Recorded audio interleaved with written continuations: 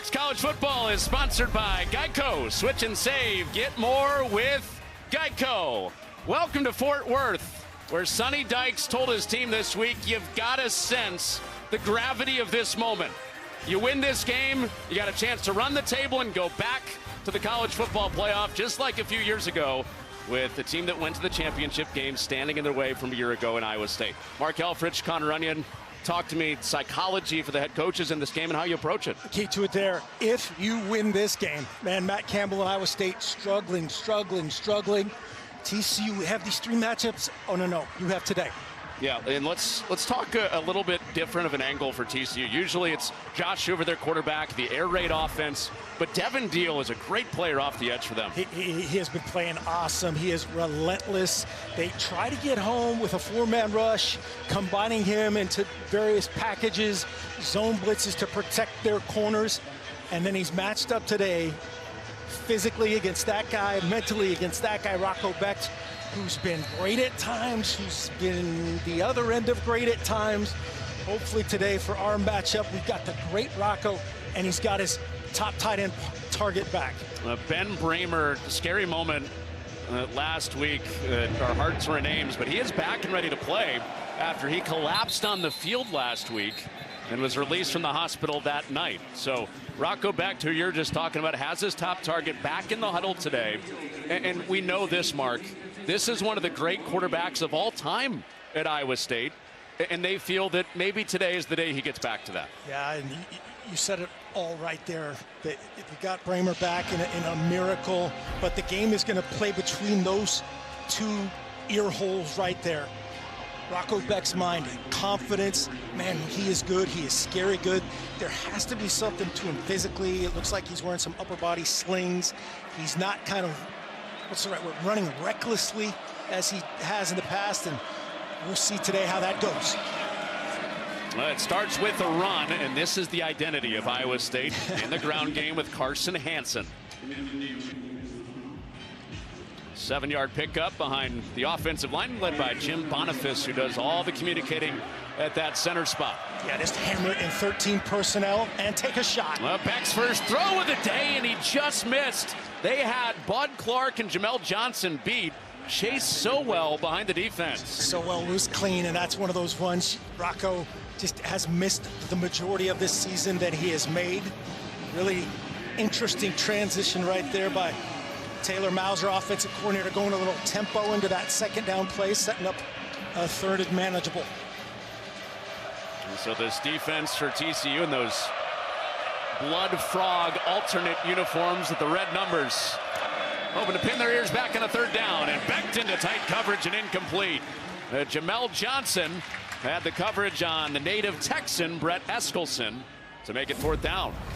Here's exactly what we talked about. 11 is in the box over the right guard, 51, and twists back inside. Carson Hansen and Boniface aware. Great protection. They jumped the route, knowing it was third and short, and a 3-and-out. So 3 plays and a punt, and a fair catch called for on what looked like a returnable ball. But no return on the 43-yard punt for Jordan Dwyer. So now Josh Hoover, he is one of the best passers in the country.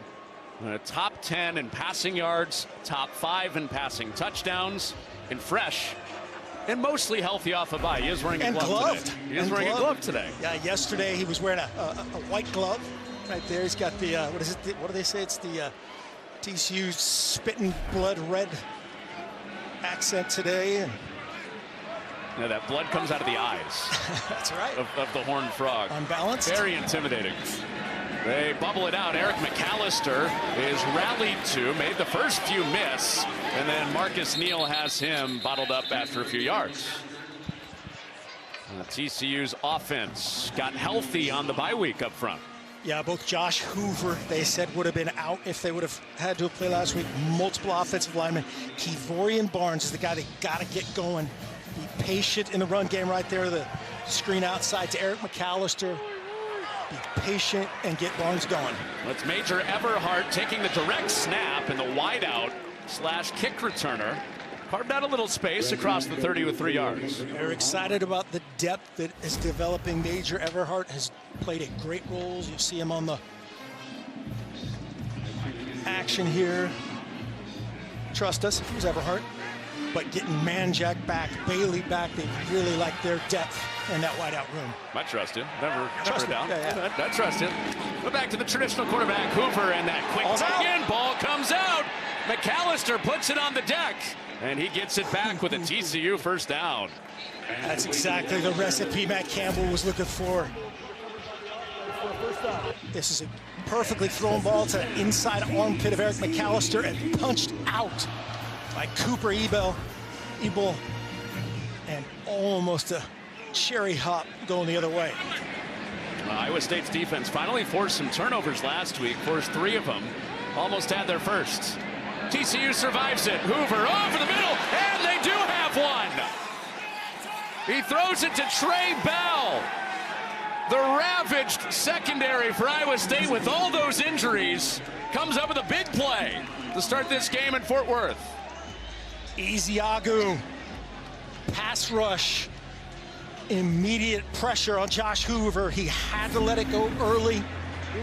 You'll see the pressure from the right side of Hoover just basically turns into a swipe the hand, speed rush, heads up. He's got to get it out early. That's not the ideal location for Major Everhart, who slows down just slightly, can't judge it. And great answer by Trey Bell and company. The B-leaguer, the depleted secondary, the comically depleted defense of defensive coordinator John Haycock and Matt Campbell. Back-to-back balls in their hands.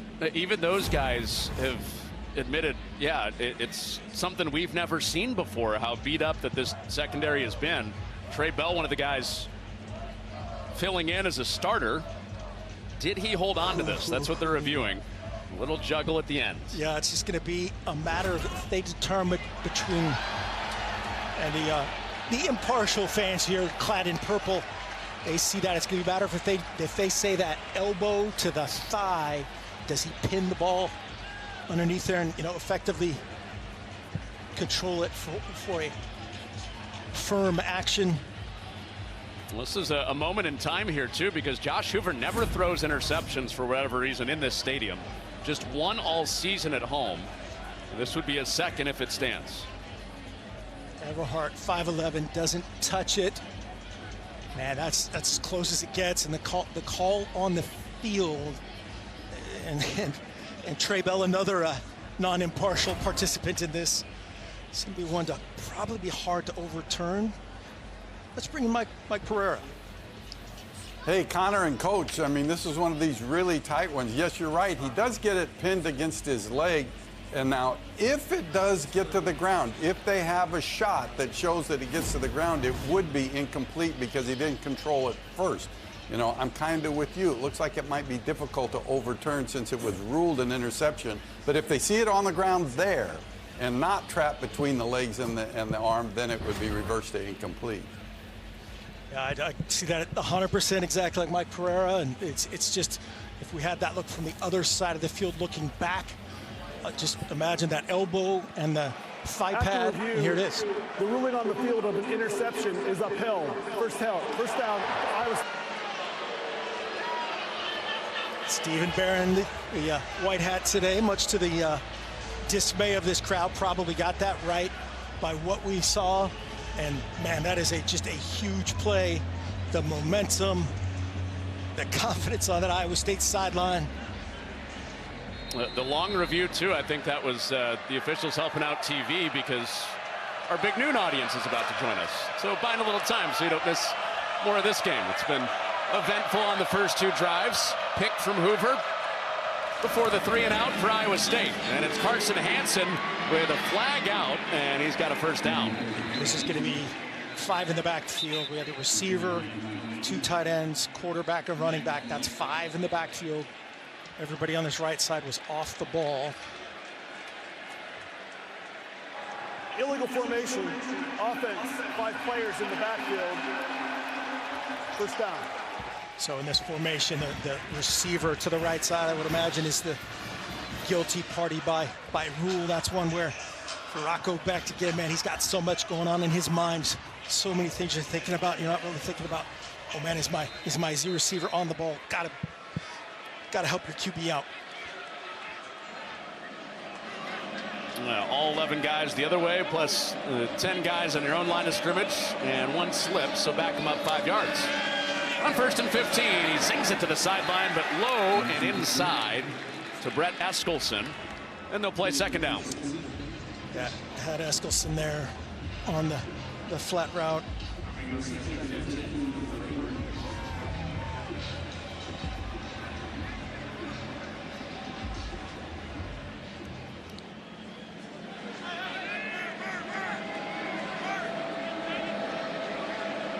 Starting unbalanced here, 12 personnel, 1 back, 2 tight ends.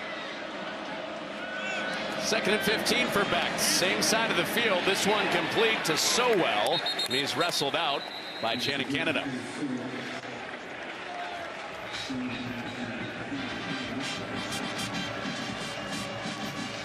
Oh, what a game some of you just saw in Happy Valley, Indiana, the #2 team in the country. Sign us up for one of those. Yeah, we'll take one of those here with Mark Helfrich, Connor Onion.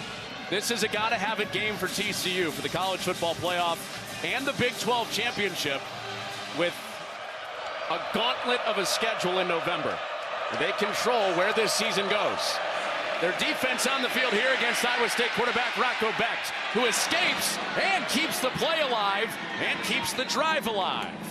So Brett Eskelson, who's from this area, coming back home today, keeps it going. Really nice job by Rocco Becht. Watch him navigate the pocket. There's nobody up and downfield. He missed an easy flat route, missed a wheel route for a touchdown. Now can you execute on 3rd down with money on the line? Great job finding Eskelson, moving the chains. Here's Hansen snowed under. The picture for TCU right now, 6-2 their record, 2 of those losses in the Big 12. Everybody in the league right now, Mark, has at least 1 loss after BYU and Texas Tech today. So this thing's wide open again. Handle your business. Again, we talked about this earlier. Head coach Sonny Dykes and navigating the psyche of this TCU team. A lot of talk around here, not necessarily in this program, but hey, those last 3 games. Hey, those last 3 games. Hey, you better show up and play Iowa State, regardless of record, regardless of however many DBs are suiting up today. They're going to make you earn it. It's a play fake on 2nd down, backed in, complete. He wanted his tight end, Gabe Burkle, and it's a 3rd down. We had the schedule ahead for TCU after today. BYU, Houston, Cincinnati, all contending teams that you see in that picture. So win today, it's all right in front of you to go to Arlington for a Big 12 championship. All right in front of you. And again, job one today is manage Iowa State. Iowa State has been struggling. Their quarterback is struggling. The defense struggling. What do they do on the first drive? Force a pick. A pick from Trey Bell. Got Iowa State back on the ball. This is a 3rd down. Becht given plenty of time, and he rips it across the middle. A big-time throw to Gabe Burkle, who he missed on the last throw, and another 1st down. Great protection up front. Show 5, end up just bringing 4, just an in cut. And look at the big boy, 6'6", extending his arms, being that 3rd dimension, coming back to the ball as you see Devin Deal try to knock it down. Big time throw, big time finish by Gabe Burkle. What an important conversion, too, for Iowa State, Mark. They were 2 of 14 on 3rd down in their loss last week. They picked up a couple on this drive after the takeaway. Abu Sama is ready to carry a full load today. Iowa State has both of their running backs healthy, including Sama. Yeah, their offensive coordinator, Taylor Mauser, told us, hey, we're going to try to get Carson Hansen and Sama kind of equal reps and ride the hot hand as we go. Against TCU teams have had, mixed success with the gap runs, which is kind of what Iowa State is known for. Sama known for outside run, the toss plays, crack toss, stretch, and mix it up well. Well, he got 7 inside the tackles that time to set up 2nd and 3. So showing a little bit of both, back healthy. 2nd and 3. And complete again. This is Ben Bramer turning upfield, churning to the goal line. Bramer's in for a touchdown. Incredible that he's even playing this week, much less scoring the game's first score. Benjamin Bramer, the son of a tough Nebraska high school football coach, said, well, he's carted off last week, coach, I'll be back in a minute. And then he said, I'll be in practice on Monday. And then he just caught the ball, great protection, throw, catch, finish. Wow, you couldn't write that at Disneyland. I mean, there were tears streaming down a lot of faces as we got a fake on this PAT, and it is no good.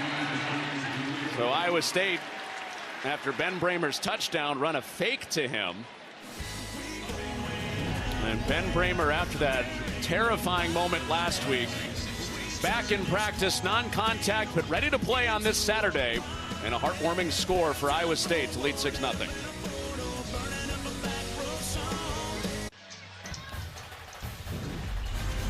Fox College Football is sponsored by Geico. Switch and save. Get more with Geico. Yes, please. Yes, please.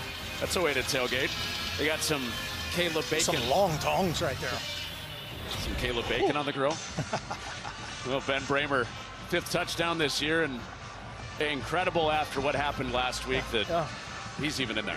Yeah, I mean, like we talked, you can't write this stuff in Hollywood. This is the greatest thing about sports, greatest thing about college football. Are you kidding me? The scariest moment ever, to joking around with it with your teammates, to scoring on the road against TCU. There's a Trey Bell pick that got the ball back for Iowa State. Now Major Everhart to the outside. Can he turn the corner? There's a flag down. He's across the 45 near midfield, but a flag just past the 15. That's about where he veered to the outside and got free, and they'll march that penalty flag up to the 20, which is exactly where that creased on a 45-yard return. Sonny Dykes is still livid about the interception that they awarded to Trey Bell, and now talking to the officials. During the return, holding receiving team number 81, 10-yard penalty, first down. So Chase Curtis is called for the penalty. Captain Curtis, after the touchdown for Bramer, came off of the Trey Bell interception, his 2nd of the year. Play action pass, pressure off the edge by Isiago, just makes him speed up his operation, and a great pick by Trey Bell. This capacity crowd, and Sonny Dykes thought it hit the ground, but a dream start here for Matt Campbell and company. So Hoover back out there. His first snap after the pick is a Kevorian Barnes carry. And before our full audience joined us, Mark, we started to outline the struggles that Iowa State has had keeping their secondary healthy. It's just borderline comical. Both corners, NFL-worthy corners, 6 safeties, multiple linebackers today. These guys, man, Matt Campbell, defensive coordinator, John Haycock coaching with 2 hands behind their back. Well, it's 2 straight runs. Cooper Ebel up to make the stop. So now a passing down coming. And then that's what you worried from the other side of it. And Sonny Dykes and company going, man, worried about this. And there's a look at that. One linebacker, and then basically the entire defensive back room. Those top 4 in yellow out for the season. Well, they lost Will McLaughlin this week. Tayshawn James, their safety, officially ruled out this week. The big 2 are the all-league corners that they lost early on. Defensive coordinator John Haycock with 5 across, showing both linebackers up. Here they come. Pressure coming. Hoover protected, and it buzzes through the hands of the crossing route for McAllister. So in a game that TCU has to have for the Big 12 title, they go turnover, 3 and out to start their day. Yeah, just a big-time stop, showing that 0 blitz. They brought it, but those 5 guys in the back end basically zoned it out, matched it up. See right there, triggering on the shallow concept by Eric McAllister, just missed it. That's what Sonny Dykes was worried about, letting them stay in it, being ragged as a start. Playing cleanly.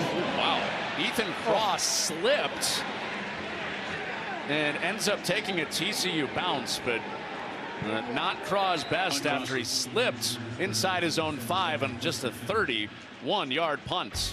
Time for today's Game Flow, sponsored by Progressive. A beautiful day in Fort Worth. Fans know what's at stake. Win the rest of the way, and TCU could go to Arlington, but it's Iowa State trying to play spoiler out in front.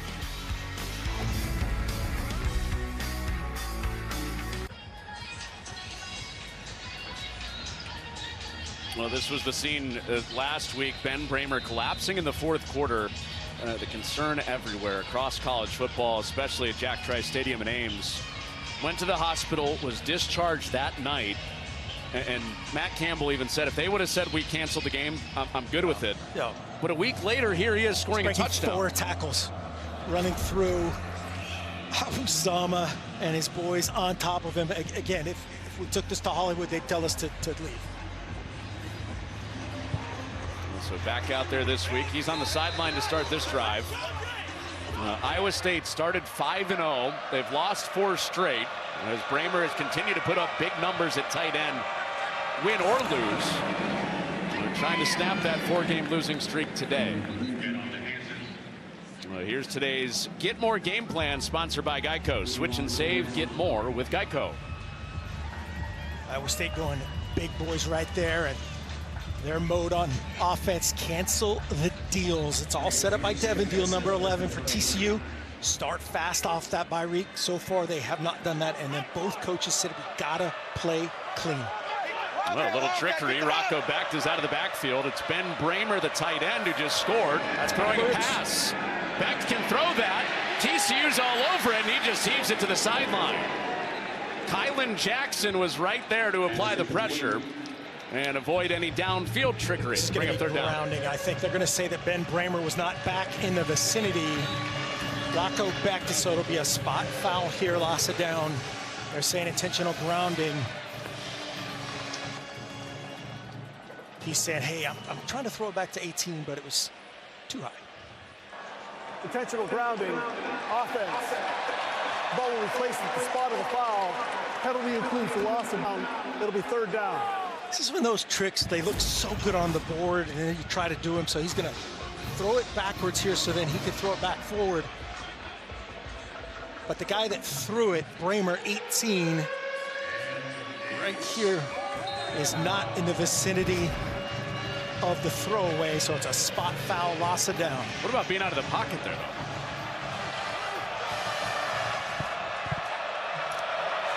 Third down and 19, and they set up a screen. Hansen juggles it and can't make the play. Devin Deal gets to the quarterback and gets the ball back for the Horned Frogs. I think it was, behind the line, the original line of scrimmage. It just looked like it wasn't because it was so far back with the alignment, the backward pass. And here's what they want to try to do: heat you up and play zone coverage. That time it's only a 3-man rush. And he even gets there on a 3-man rush. Devin Deal, that's the magic of that guy. He voodoos around. He doesn't align conventionally very often. You have to concern yourself about him. And then they get home with a 3-man rush. A punt from Tyler Perkins. Dwyer getting out of there. And it takes a TCU hop outside of the 10. And that's where the third drive starts for the Horned Frogs. Interception. 3 and out for TCU, chasing 6 on the other side.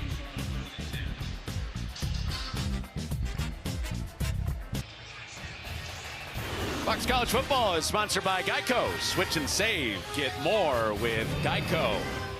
Not sure what's more intimidating, that statue above the cheerleaders or the red blood jerseys today, but those are pretty sick. They are. A big day in the conference. Last night, Houston survives. Pick in the end zone at the end. Texas Tech rolled BYU today. So 7 teams in the hunt to go to Arlington for the Big 12 championship, including TCU, who you're seeing right here on the ball. With Josh Hoover setting up a screen underneath, and it's not going anywhere. Iowa State's defense flying around to start this game with Dominique Orange out to get him. Just a 5-man box. See, it turns into a 3-man rush protecting the back end. Josh Hoover says, let's get a little glorified run game going here on the perimeter. Not so much.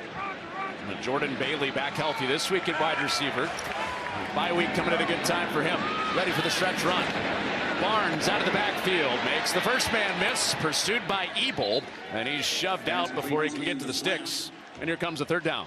That's another key to today. Patience for Josh Hoover to check it down. Patience for Kendall Briles, offensive coordinator and play caller.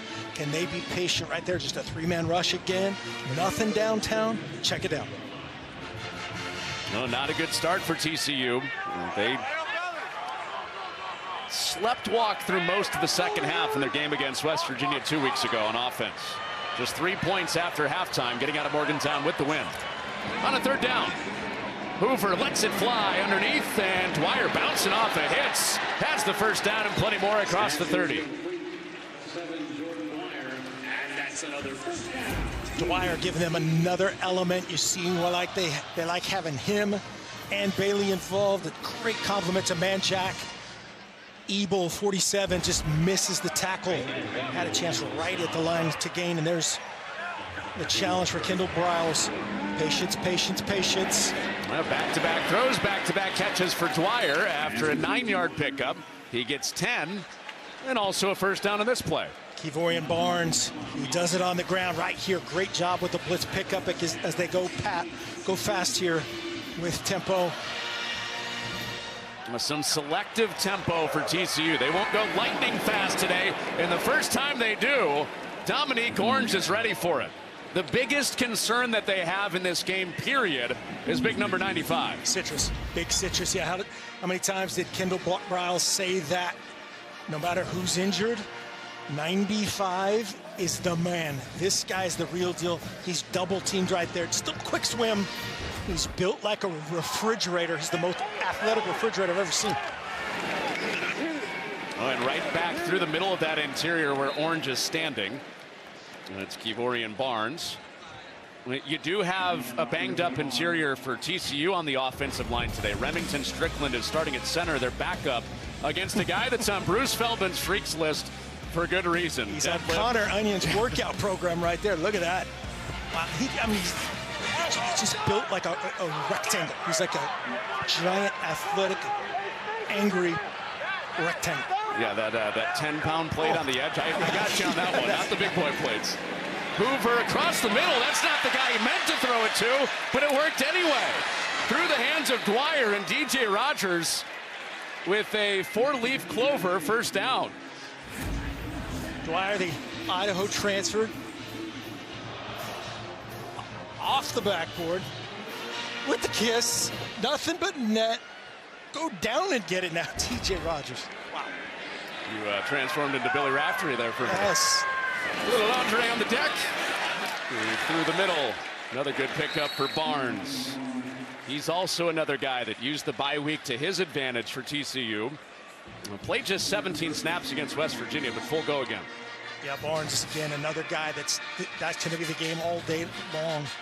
The collision. Where does that occur? Right there. There was about 5 yards, gained 6. There before, as they jump, before the check down gets a first down. Keep going, Barnes, man. False start. Offense, number 56, 5-yard penalty, second down. And as we were talking about, to try to do that on the interior today, Remington Strickland, we were kind of laughing about it watching the West Virginia tape. He played like all 5 positions, it felt like. Yeah, we were looking at each other like, wait, is that 50? Wait, what's his number again? 55? No. Has been playing really well. Ben Taylor Whitfield is flagged there. There were about 4 guys that could have been penalized for that one. Taylor Whitfield has flipped over to the left side of the line the last few weeks because of injury. So Ryan Hughes out for the year. Colton Deary out today, it would seem. Hoover to the sideline. His second pick of the day. A sprawling Caleb Bacon. But Josh Patterson with the interception for Iowa State. So Patterson, the true freshman, with his first career pick and the second of the day to follow up Trey Bell. Pressure again. Marcus Neal Jr. in the backfield, helping out his defensive backmate Josh Patterson going the other way.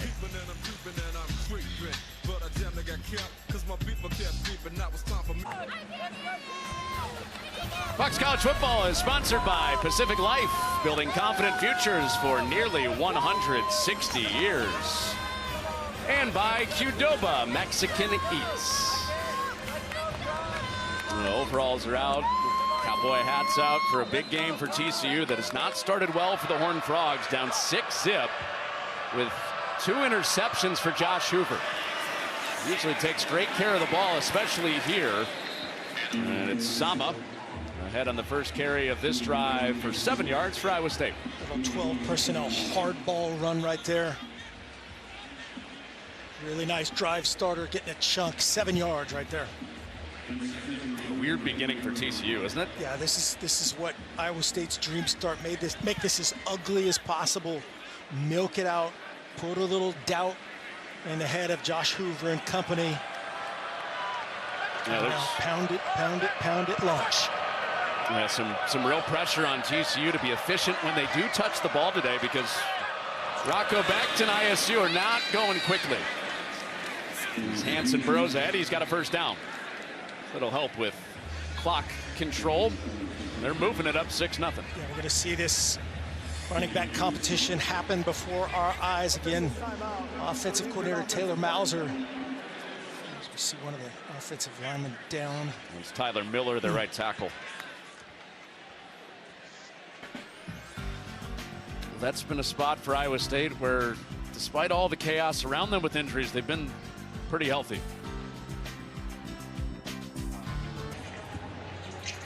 So the right tackle protecting Rocco Becht, Tyler Miller, who has started 36 consecutive games. Amazing durability. Iowa State hopes that's just a few plays out to the tent and back in. Yeah, Austin Barrett on in his Steed, the Indiana transfer. Another unbalanced play.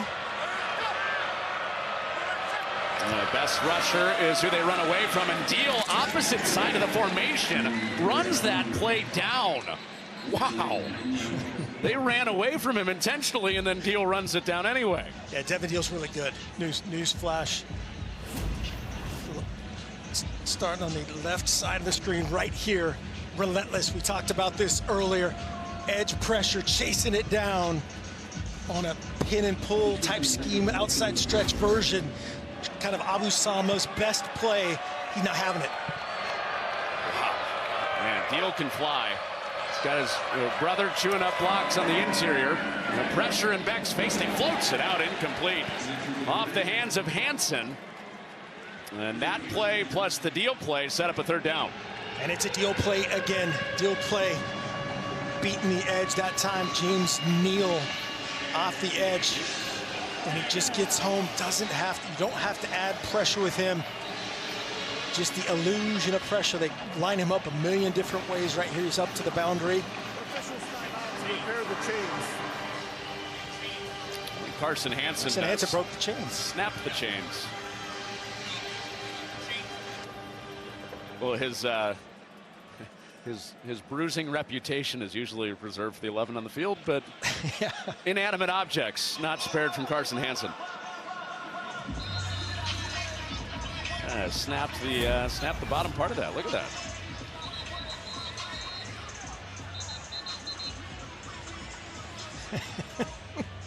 Come on, man, drop them. It's dangerous. They're made of totally different things nowadays, but. You got to 11, 11, 11. Got to find 11 in protection. He is standing up here. He's over the slot. And here he comes. Becht gets it away, short of the sticks, and the wrestle to the sticks won't get there. Chased so well, taken down by McIver. And a fourth down in their own territory for Iowa State. It's going to be right at quarter. I think Matt Campbell have a little time to think about this. They'll probably spot this a little bit further up. I think it was a little bit closer to the line to gain, which will give Matt Campbell even more to think about. It's going to be a hard count. We're at 7. Yeah, notoriously conservative on fourth down. A little more aggressive this year with their injuries and playing from behind, but you would think a punt is on the other side. Through one, it's 6-0 Iowa State, looking to snap a 4-game losing streak, while TCU's got to have it in the Big 12 race.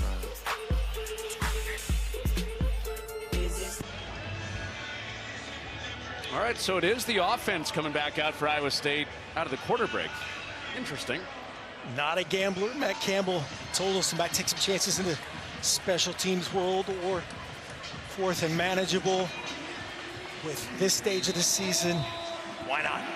Iowa State's lost 4 in a row. They're out of the Big 12 race. TCU very much alive. Less to lose for Iowa State. They go for it. They get it with Hansen exploding ahead. So a gain of 8 on the play when they just needed 2.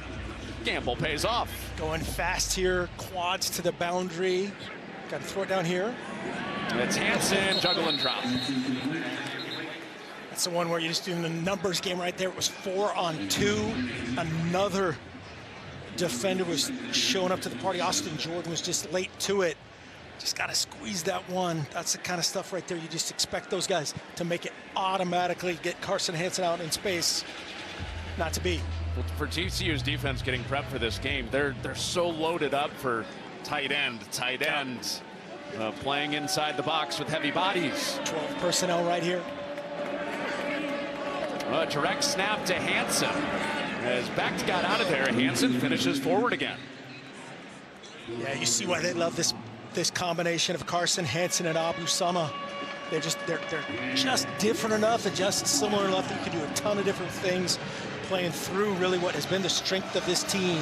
The guard, center guard, Trevor Borge and Boniface, Brendan Black, and setting up a third and manageable, and maybe Matt Campbell goes for it again on fourth down if needed. That'll determine a lot about this call. Well, the guy right outside the picture that you just mentioned, guard to guard for Iowa State, right tackle Tyler Miller is back in after going to the 10th. 5 on the play clock for a few plays. Becht moving the pocket. Chapman pursued him, and Becht heaves it out of bounds. Chapman had the front side pressure. Ansel Denbub had it from the front side, and it's fourth down. 4-man rush, a little line game up front, play quarterback with him. There's nobody open downfield. The twist, Devin Deal coming inside. Good job, just abort mission right there and dirt it. Throw it into row 17. Give yourself the opportunity to do this right here, 4th and 4. That's a step forward that didn't happen the last couple games when he read and react, came back to it through bad picks. Matt Campbell told us straight up, we don't like to live on fourth down decisions where we go for it, but here they are. 2 in a row on this drive. 4th and 4 to the sideline, a drop. Becht put it on the numbers of Carson Brown, and it clings to the grass, and it's TCU football. Literally a perfect throw that time by Rocco Becht. Good on that first down screen to Carson Hansen. Got it in the run game. TCU ball.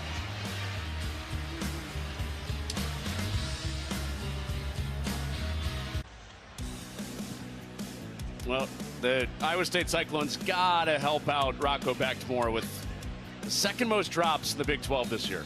Yeah, right there. Just got to execute on that screen. And then this is the 4th down that, as you said, hit him right betwixt the numbers. 2 lost opportunities right there for big plays. Betwixt? Betwixt. I don't think I said that. That's Ball State. No, that's higher brow than that. And a big play in the backfield for Iowa State to start this drive. Jace J. Gilbert, not to be confused with their kicker, Jace T. Gilbert, makes the play. You expect something ending in 5 to be big citrus. Right here, 55, Jace J. Gilbert adding to his total. Throw tackle for loss starts the drive. Now McAllister on the screen, spins out of the first hit, and he gets wedged down near the 45. So it'll be a 3rd down and 7. When Josh Hoover, 2 interceptions in this game, and in the games that they've lost, he has thrown interceptions like today. Arizona State and Kansas State, especially that Kansas State game where TCU gave up 2 defensive scores to the Wildcats. It's a big story. A lot of respect for this pass rush. You see the plan of offensive coordinator Kendall Briles, get the screen game going. And now 3rd and long. A bunch of guys shifting around the formation, and a dart delivered by Hoover. First down, DJ Rogers. 3-man rush, good patience, good timing that time. Hoover to DJ Rogers, a 3-man rush. Cooper Ebel, 47, is a step away from here, a step away from there. Josh Hoover not afraid to make those throws. No. Tight window throws. He's made a career out of that. Kevorian Barnes gets pushed ahead. He was stopped for about 3, ends up getting 4 or 5.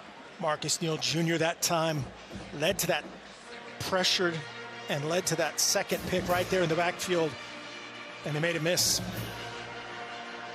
That's been a big missing part for some of this year for TCU is their production on first down, not having Barnes, who they feed twice in a row, and hopping through the hole to make it, as offensive coordinators always say, a coordinator-friendly 3rd down. Yep, 3rd and anything right here is what you want. Again, like we talked about earlier, the patience of the play caller, the patience of the quarterback, all tested. We have another Iowa State defender down. Officials timeout for an injured offensive player. Correction, defensive player.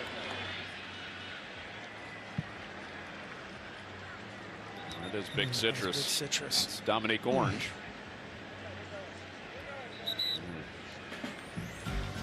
The nucleus of Iowa State's defense down in the grass before 3rd and 2.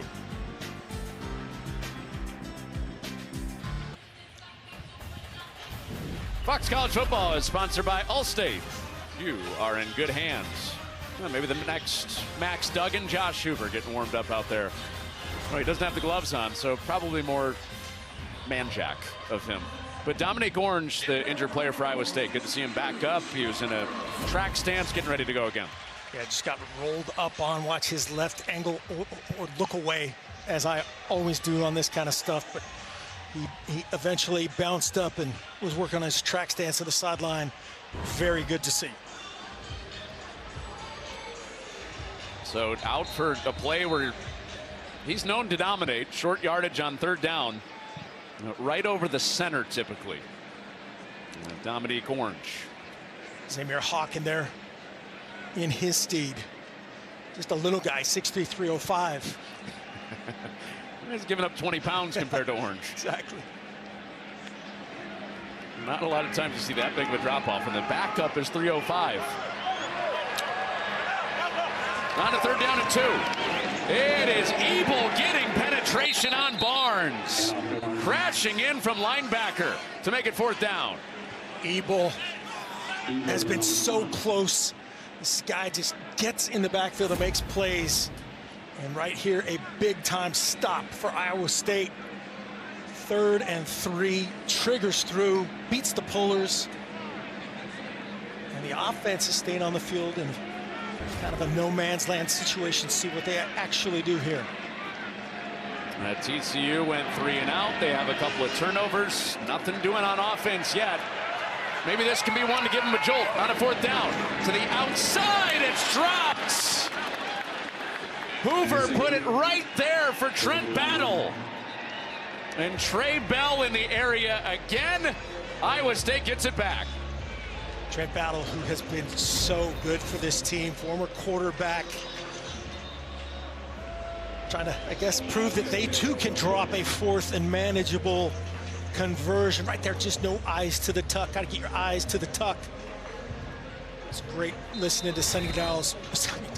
That's a combination of a few people. Sonny Briles, I guess that was. Sonny Dykes could not say enough great things about that young man and the trust that they have. A 4th down that proves it. They'll try to get it back. I thought you were telling time. Sundial. First down for Iowa State. 40-yard dash. Yes. They start on the ground. Good call, though, Mark, because that's exactly how TCU just got the ball, was Iowa State missing on a 4th down with a drop. Nice drive start there by Samba. Gets 6 and then tags out with Carson Hansen. They're doing a great job of rotating these guys right now. Hansen has the lion's share of 6 carries. One carry for Sama for 5 yards to start this drive. Now it's Hanson's turn, and he is plowed at the ankles and got 2 yards. Third down and short. Bud Clark, the senior, 21, just shot out of a cannon right there. Saw the puller. He knows who the running back is, who loves those plays, and ends it. Well, those ball-hawking safeties bring it up third down. Becht has it knocked away. On the other side, it's Kylan Jackson. So what do we do now? TCU went for it. Iowa State went for it. Iowa State will punt now. Matt Campbell says, I'm a traditionalist. Sonny Dykes, defensive coordinator Andy Avalos, they love this safety group. Jamel Johnson, they see, is an NFL guy. Austin Jordan, Bud Clark have been fantastic. The backups, right there, Kylan Jackson, a big-time play. Do they have shenanigans? Matt Campbell did hint at that. It's like they're checking out of something right here. TCU in a safe punt mode. No, it's all traditional. Traditional punt, traditional decision. And not returnable for Dwyer. He probably could have let that roll. Well, it's down right at the 9, but that could have been inside the 5. That was on an Iowa State bounce. Knocked down. Kylan Jackson gets the ball back for TCU. Rocco Becht looking for answers. Up 6-0.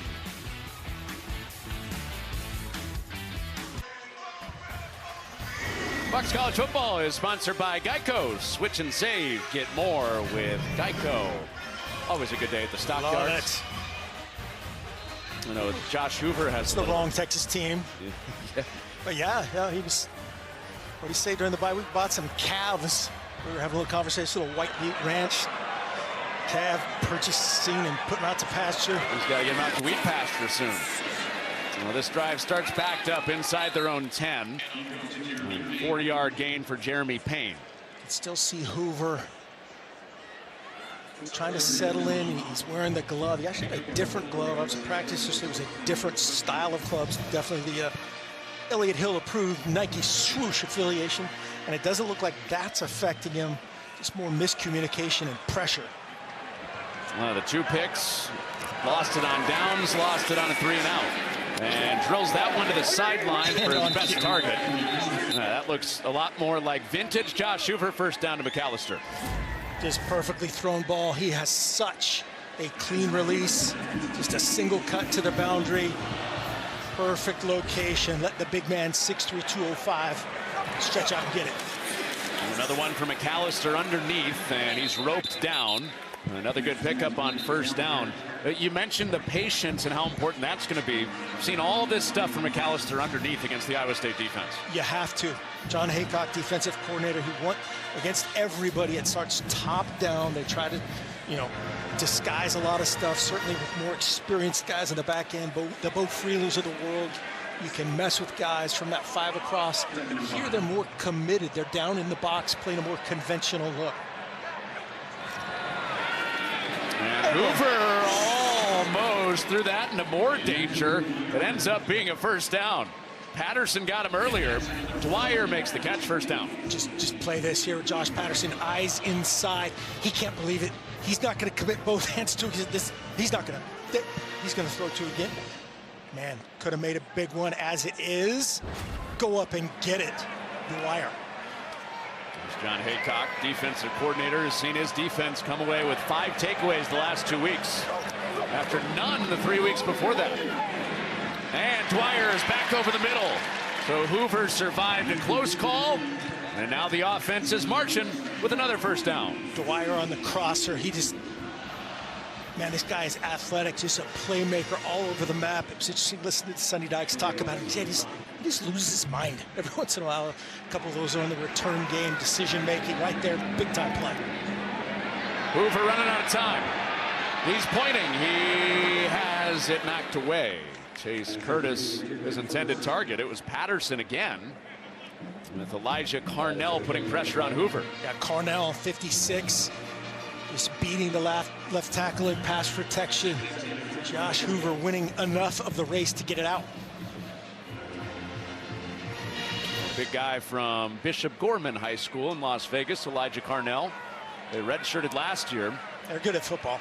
Well, they sure are. They are They're good at pumping money into facilities, too. It's a gorgeous setting for high school football. McAllister on another string, spins off. There's the explosion for Eric McAllister. Another chain mover, and he's hollering about it on his way to a fresh set. Trey Bell had the pick earlier. Now, can you tackle in space? One-on-one in space. It was all about a little spin cycle inside. Trey Bell got him earlier. McAllister got him back. 5 catches, 46 yards after that 15-yard hit for McAllister. And back to the inside run game for Barnes, but only a yard. McAllister has the best game for a receiver in college football this year. Went for 254 yards against SMU. Second best in TCU history. A very meaningful game around here. Big time rival game, and that havoc right there, that 2nd and 9, and that was without Big Citrus. Downey Orange back in. And a fake to his area, and a nice catch by McAllister. He is heating up on this drive. First trip to the red zone, in large part, Hoover to McAllister. Hoover to McAllister again. Really nice protection up front. They're going to bring the pressure right in his face. Picked up. Good anticipation. Thrown in advance of the cut by Eric McAllister. Barnes is run down. Marcus Neal. Never a false step with this guy, right? Marcus Neal, man, is just a human highlight film. Sometimes it might be good for the other team. Majority of the time, it's good for them. He's got like a baseball line. It's like, you know, runs, hits, errors, everything. The guy's, he's got like 15 different categories, forced fumbles, PBUs, TFLs. Whew. And he makes plays that kind of look like TK Hernandez and Andy Pajes running into each other on the warning track. A friendly fire. Second down. There's Barnes crashing into Big Citrus again. Dominique Orange healthy, productive. Third down. Big Citrus says, come here. I am built like a refrigerator. I'm a perfect rectangle in every direction. Right there, just sticks that big arm out. Brings him to the ground, setting up 3rd and 11. A lot of those 73 yards on this sustained drive, Eric McAllister. He's averaging a first down a catch. He's down to the bottom side. On 3rd down, needing 11. And it's his way, but behind him. Throw went out. McAllister goes in. 4th down. See McAllister smirking like, what happened there? Just enough of underneath coverage, I think, that time. Caleb Bacon, 26, kind of flashed. Certainly a little bit of a miscommunication. Sonny Dykes will get that solved on the sideline. Or that was maybe a grown-up moment right there by Josh Hoover. Didn't love it, dirted it. Don't take a sack, don't make a bad play worse. Nate McCashland leading this kicking game with Kyle Lemmerman still out. This from 36. And he drives it through. He's made his last 4 after the 3 for 3 in West Virginia. Now for a quick message from Allstate.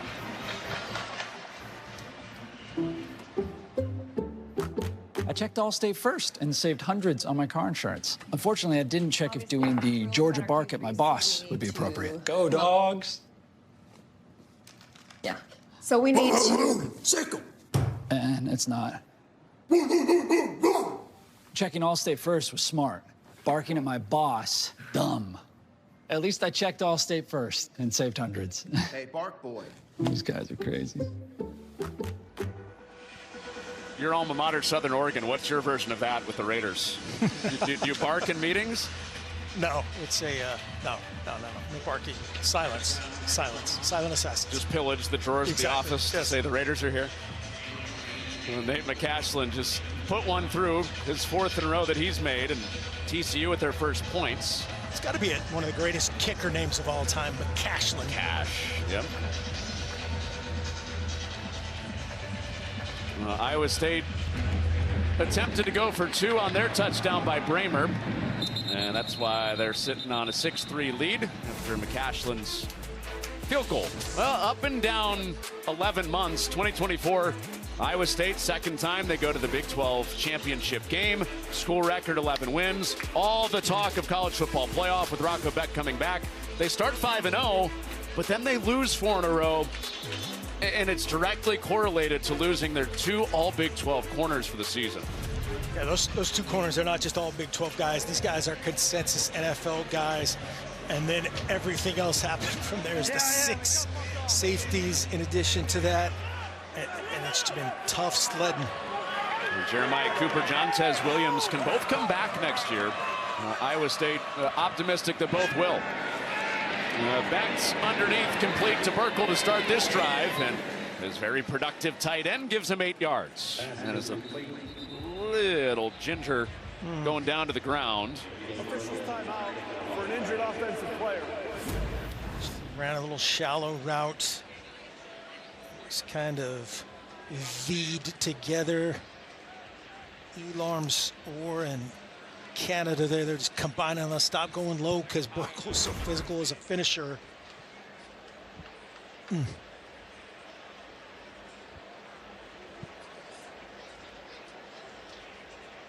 Burkle's still down on the sideline right in front of Iowa State's bench. Helmet off now. Really good job right there by Rocco Beck. Top down read, getting that drive started.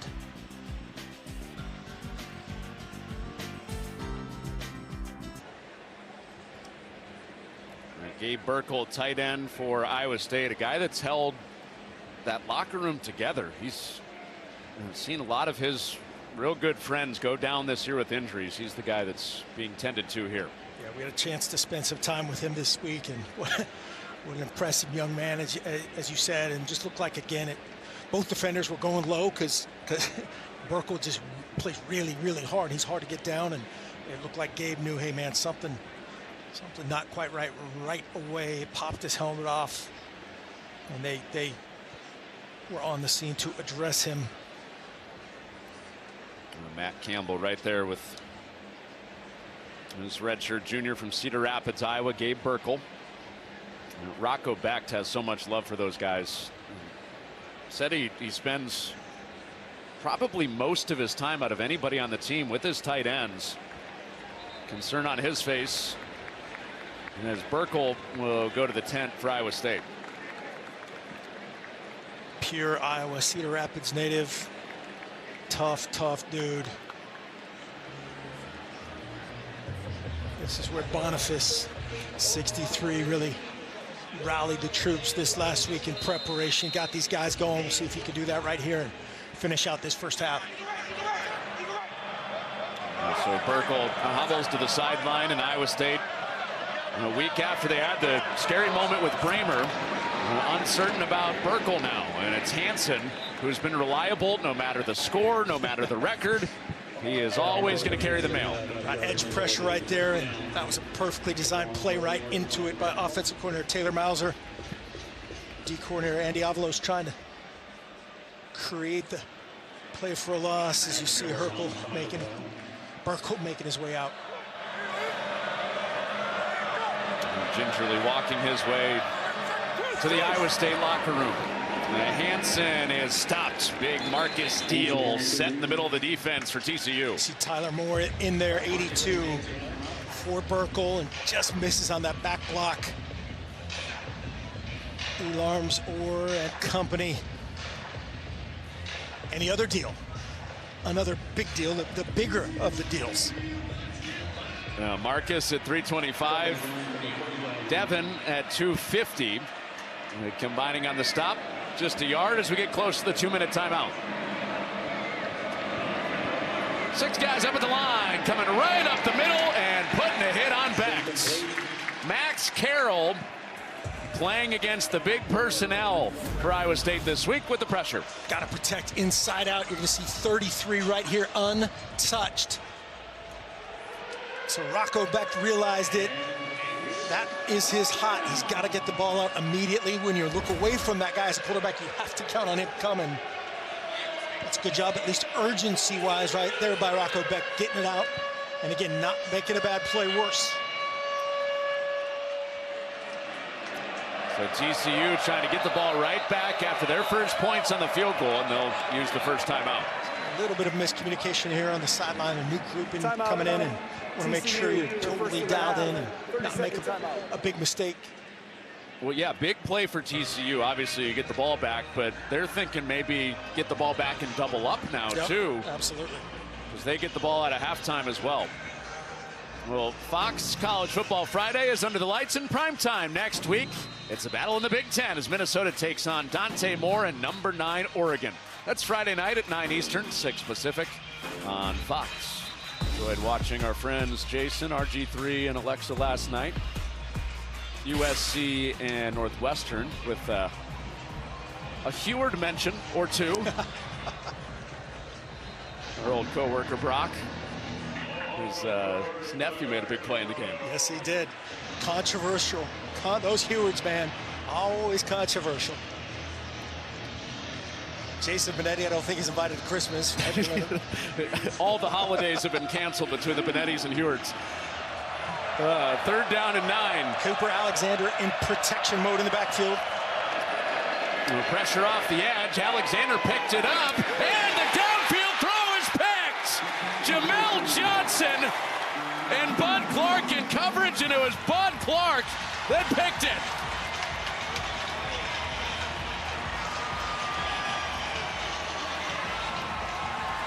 Third pick of the year for Clark.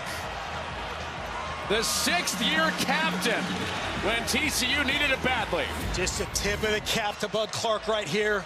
He's in the slot, one-on-one. It's a slot fade. Ideal route against that. Pretty good, decent location. Eskilson's got to help him out there. Put that left foot down, go up and get it. Bud Clark, the better receiver skills, the better reaction, says, come here. Well, he was on the playoff team a few years ago and spent his entire 6-year career at TCU.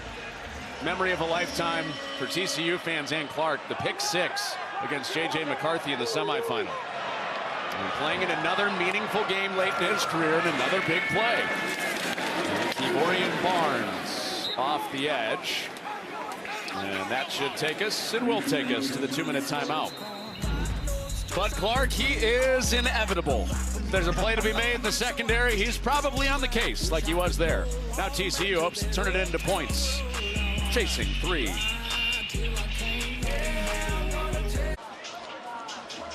Well, the Microsoft Surface usually a truth teller. Rocco Beck studying it after the pick. Here's the Pacific Life game summary, sponsored by Pacific Life, building confident futures for nearly 160 years. Just a game of turnovers. That pick right there. Great play by Bud Clark, going up and getting it, just whipping out Eskilson's hand. 2 minutes to go till halftime. Over the middle, Manjack reintroduces himself to the Big 12. First down after a quiet couple of weeks. Josh Hoover, 1 glove. Manjack, no gloves. Yeah, who looks more like the quarterback? Manjack. He moves it into plus territory. To pick up a 22. Hoover underneath, battle, can't get to the sideline. Kale Brazino, who's getting the start this week, makes a good play. Brazino, you just see him, the confidence building. Unfortunately for this unit, getting more and more reps with some of the other injuries. McLaughlin, Willick. 2 timeouts, the clock winding for TCU. Protected, Hoover, contested catch. Skywalking play, Jordan Dwyer. There is a flag down. Flag is down in the secondary. There's a flag on the back end. Hoover was asking for a roughing. That was a dime that time by Hoover. A 19-yard gain. Let's see if it's forward or backward. We're going against Iowa State. Personal foul, face mask, defense. That penalty would be enforced half the distance to the goal from the end of the run. Automatic first down. Manjack was covered, so he checked through it. We'll see the hit on Hoover. I don't think that's enough. I see why he complained about it. And then, man, we talked about Jordan Dwyer earlier and his athleticism. Great job going up and getting it. guying up there and validating that dime by Hoover. Hoover, that is a confident throw. Dealing with the sore thumb, that's why he has the glove on. There's some rumors this week that he was getting surgery were not true. It's bizarre. But he did have the sort of thumb. It's like Real Housewives of Fort Worth. It was. Sonny Dykes quickly came out. Unbalanced. Said not true. All four skills up top. The battle stops in the hole. Ebel was there to meet him, and then Iowa State finishes him off. Yep. McDonough was the guy to get him after Ebel stopped him. Clock continues to wind after the 6th tackle for a loss in this first half for Iowa State. They matched up on the perimeter that time, and again made the RPO game be the R version. The run, the numbers should have matched up. Just a great effort that time by McDonough. 45 seconds to go. It's another run with Barnes, and climbing his way inside the 10. He's down at the 8. TCU still sitting on those 2 timeouts ahead of 3rd down. Barnes just plays bigger even than his 5'9", 220. He punishes people. As Coach Dykes is going to take a timeout. So this gets late in the half. 1 timeout. And we will set this up after we hear from Mike Hill. See what's coming up on the State Farm Halftime Show. Coming up on the State Farm Halftime, we got a battle for Big 12 supremacy between BYU and Texas Tech and Lubbock. Texas A&M looking to stay undefeated at Mizzou, plus 9th-ranked Oregon with a tough road test at Iowa. Can the Hawkeyes defense help pull off that big upset? Connor and Mark, we'll see you guys at the half. Mike, thanks. Enjoyed hearing from Dan Lanning on Big Noon Kickoff in enemy territory on the pregame show today with Rob Stone and co. But this first half today has not been like the last few weeks where Baylor, TCU ended up scoring in the 40s. First half was good against West Virginia. Second half, not as much. But this has been slower end of the side for TCU. Dominic Orange and company want to have something to say about that right here before the end of half and stifle the TCU plan to double up. Empty. Zone coverage, just trying to get an indicator. Payne is doing shuttle runs on a 3rd and 7. And into the end zone, it's knocked away on a header. Quentin Taylor knocked it away without turning around. And that's basically what they're trying to do, is get an indicator of coverage. They got zone coverage, and you're going to see Marcus Neal Jr. show up again right there. Almost had another pick. Well defended and forcing another field goal attempt. Looked like a corner kick. Quentin Taylor going all messy on us.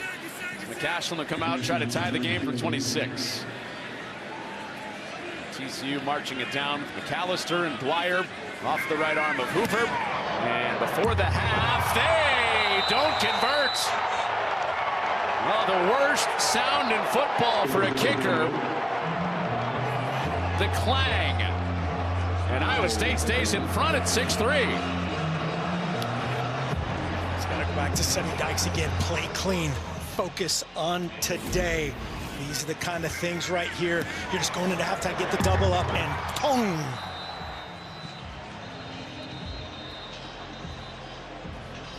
And right when it felt like he was starting to trust the kicking game again, too. McCashlin, not the starting kicker at the beginning of the year. That's Kyle Lemmerman. And 3 points left out there. Instead of tie score, this game is headed into the halftime with Iowa State up 6-3, trying to play spoiler with TCU still in the race in the Big 12. And Matt Campbell sprinting off the field, loving this at this stage of the game. Too many turnovers from his standpoint, but we got a good one. Sure do. 6-3 TCU hanging on in the Big 12 race. Look at the ball at a halftime, but for now, here's Mike Hill.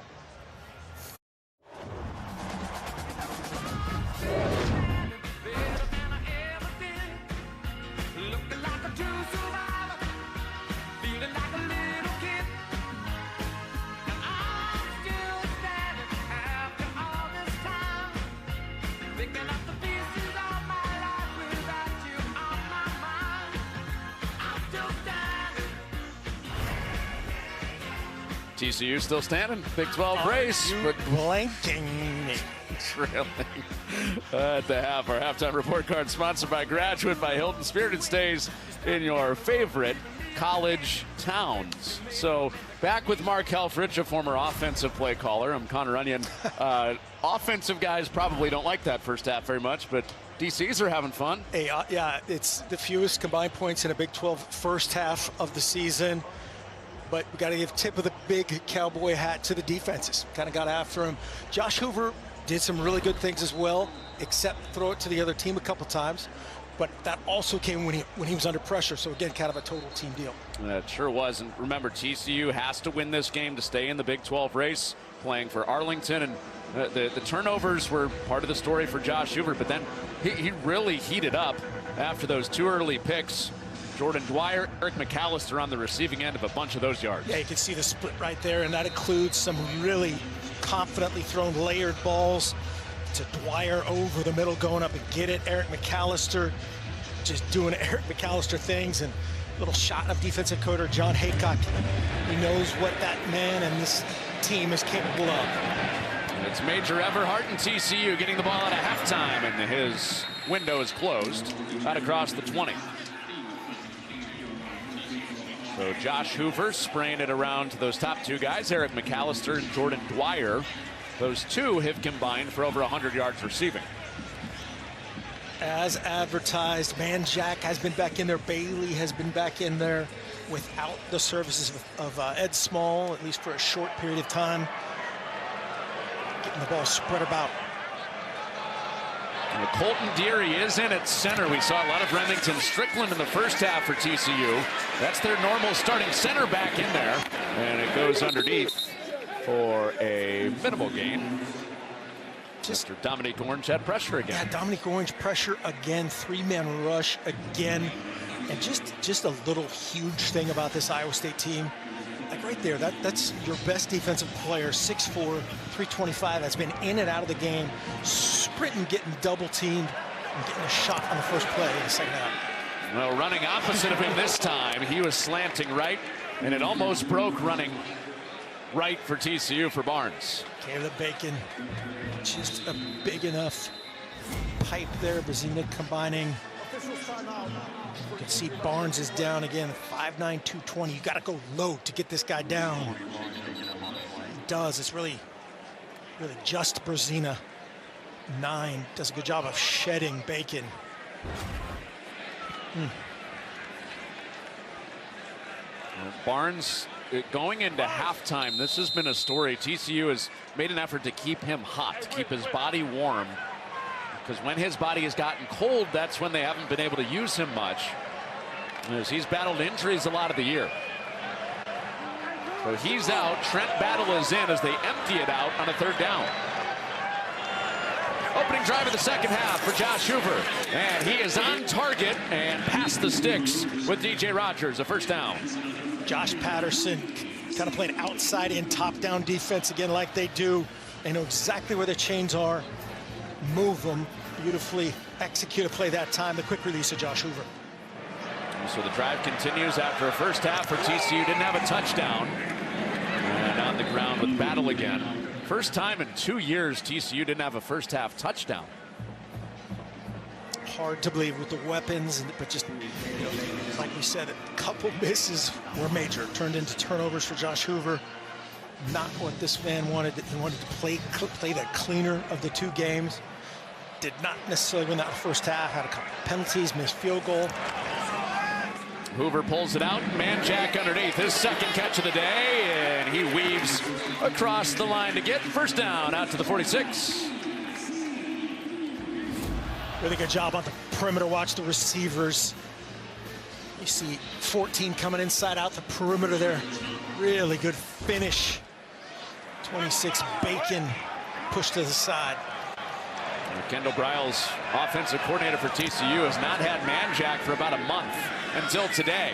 There's Dwyer again, squatting in between 2 defenders, close to another 1st down. Give him 9. Quick release again. Josh Hoover has come out firing, just adding to that 11 of 15 since. Looking at some of the release numbers for Josh Hoover and Aaron Rodgers in the NFL for years, known for his quick release. Hoover's numbers are the exact same as Aaron Rodgers. That's pretty good. Yeah. He pumps, holds it a little bit longer this time. McAllister out of bounds. Trey Bell's had a good day in coverage, including a pick. He was on the case there. McAllister, a little hitch and go on Trey Bell. So really at this point, best on best.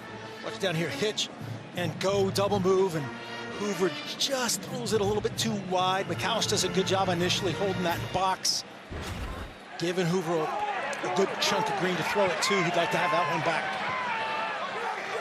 Mark, they take a shot on 2nd and 1. Now they come out unique formation, 3rd and 1. A little receiver meeting out there on the perimeter. They shift it back into a conventional unbalanced look. Well, they shot the gap with Ebel, and Iowa State almost had it stuffed, but instead battle another chain mover. It kind of looked like TCU wasn't quite sure where to align pre-snap. Yeah, watch 47 trigger as they shifted back in. They just lost him, didn't recount the front. And wow, normally Cooper Ebel makes him pay.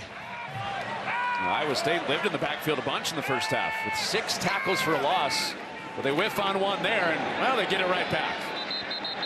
And after Ebel missed, everybody's on the case. Zamir Hawk, Marcus Neal. Marcus Neal just sprints to the mesh point. This is a stand-up draw. Some people watch the Hoover. You can see 31. Hoover's gonna stand up like he's coming back. Goes, I know that he's coming, and I can't do anything about it. That's why a lot of people have a throw off of that as kind of the reverse, a pass-run option. Hoover steps up, out of trouble, sidearm sling into traffic, and it's knocked down. Oh, living dangerously again. Drew Surgis, almost with the 3rd pick of the day for Iowa State. Yeah, Surgis, watch him trigger just again a hair late. Hoover does a great job maneuvering. Jay Gilbert was on the case. Dwyer saying that was early. Probably right, but just not enough to get the call. Surgis in for Jamison Patton today. Starting safety. Take care of the rock again here. This is the shell that defensive coordinator John Haycock likes to play with. Play every coverage in the book.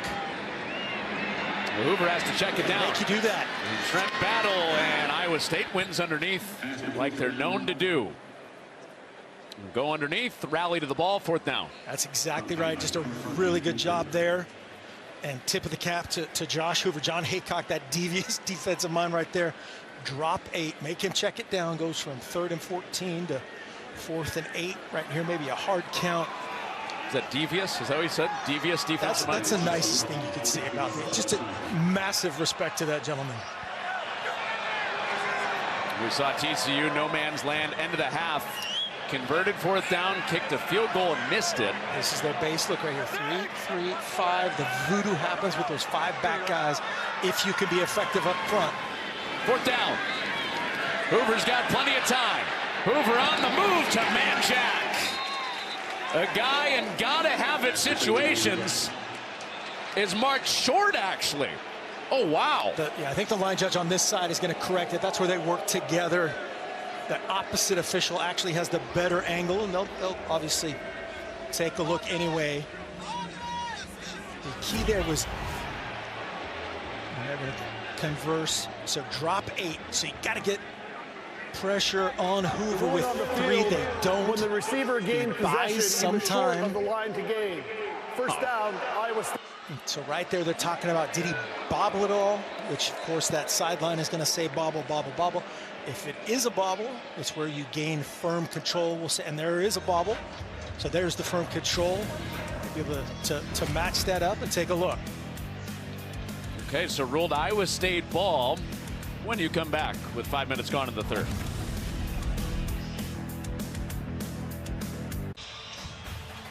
Fox College Football is sponsored by Progressive. Progressive is helping veterans drive their lives forward with its Keys to Progress program. And by Jeep. There's only one. With Mark Helfrich, Connor Runyon, early 3rd quarter in Fort Worth. And this on review was ruled a TCU first down for Manjack. Yeah, a really good job by the officials getting together. Right there is where he secured it. He absolutely did bobble it, so that's why there was a little hesitation. Well, McAllister is wide open. The top receiver for TCU never has that much space. And another first down. That's where that RPO, just deadly. Hard sell, full commitment by Iowa State to stop the run, get it to their playmaker. So TCU survived 4th down and 8 on review. Now McAllister for 19, and they're right back in the red zone. And a crashing Brazina.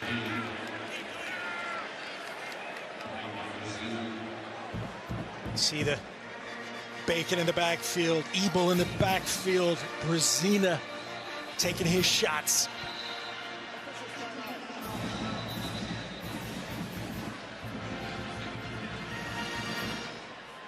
After no gain on the 13th play of the drive, the 14th play of the drive will have to wait. Well, we saw several looks at that play on the sideline on 4th down, and then we saw Sonny Dykes with the officials. Yeah, I think he was just, he wanted to go probably some sort of tempo or whatever to get it going, but it was 100% justified and easy to say from here. I think one of the officials was a little banged up there. Please put 25 seconds on the play clock. 25. So it wasn't an offensive player or a defensive player. That's what you would talk about for resetting the play clock. But just wanted to, talk to the officials and get to know, the holidays. Just check in. Maybe he's invited to the Heward Thanksgiving instead of Jason. He'd be at the fun party. 2nd down and 10 off the play fake. Ball to the end zone. Flag flies. Dwyer. Incomplete. Dwyer saying, come on, I got a foot down. Got to check on a flag, too. Flag is down at the 2, that side of the field. Dwyer saying, check my divot. We had 2 flags out immediately. That is firm control, both feet in. Does he survive the ground? I don't think that ball ever moves. That looks like a touchdown to me. Let's see this angle. Firm control.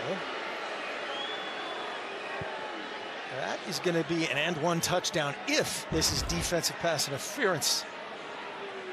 But holding. Defense, number 24. A penalty will be enforced. Half the distance to the goal. First down. So the cliffhanger for the TCU crowd. They have their first touchdown to celebrate of the day. I think the next words out of Stephen Barron's, our previous play. There we go. Our previous play is under review. Because this impartial crowd, I think, is correct this time. Yeah. Let's see what Mike Pereira thinks. This is a touchdown, right?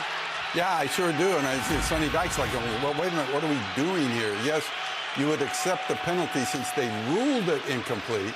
But you can see here he's got control, and then he gets a foot down, body part down. Now the issue of control there. When he hits the ground, he does maintain control. Here, to me, you turn this into a touchdown and decline the defensive holding penalty. Yep, that's good in every level, right? Yep. Both feet in, firm control. McAllister saying, run it back.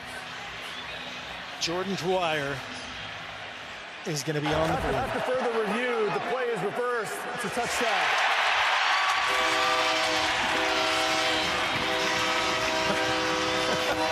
That man's fired up.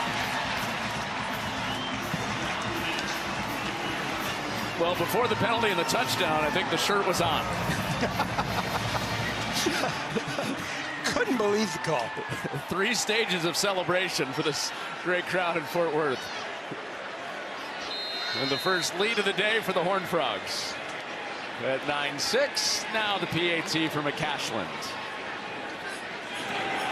And it is good. From incomplete to incomplete with a penalty to incomplete to reverse to a touchdown and a penalty. And then shirts went flying at TCU. They lead 10-6. Oh boy, let's go. Fox College Football is sponsored by Geico. Switch and save, get more with Geico. First touchdown of the day for TCU. And they said give him hell over and over again.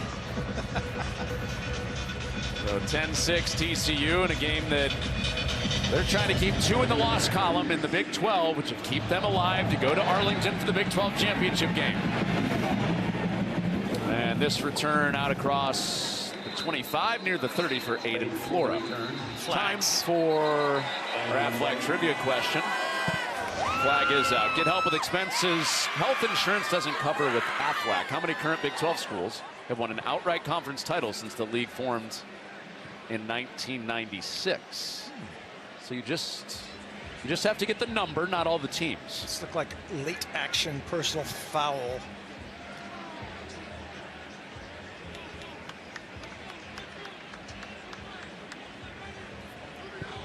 You're buying yourself time on your sorry, guess on the Aflac I wasn't question. I was looking for the. No, that's it's more the important. number of teams. Hold on. Let's get this announcement. Stephen Barron's talking. After the play, personal foul, unnecessary roughness, number 33 of the kicking team. That 15-yard penalty will be added to the end of the run. Automatic first down. It's linebacker Max Carroll playing on special teams, so improved field position for Iowa State. Understandably, a little bit of a cluster getting us into that trivia question, but there's the personal foul. Right side of the screen. That's a little silly. All right, so the drive starts at the 44 for Iowa State, and Hansen is chased down. Zach Chapman coming off the edge. He is athletic. The Missouri City native coming off the edge, doing his best. Devin Deal chase him down for the backside impression right there. Missouri City, that's Beyonce's hometown. I did not know that. You are hip in many ways. Well, shouldn't have any problem getting in formation if you're from that hometown.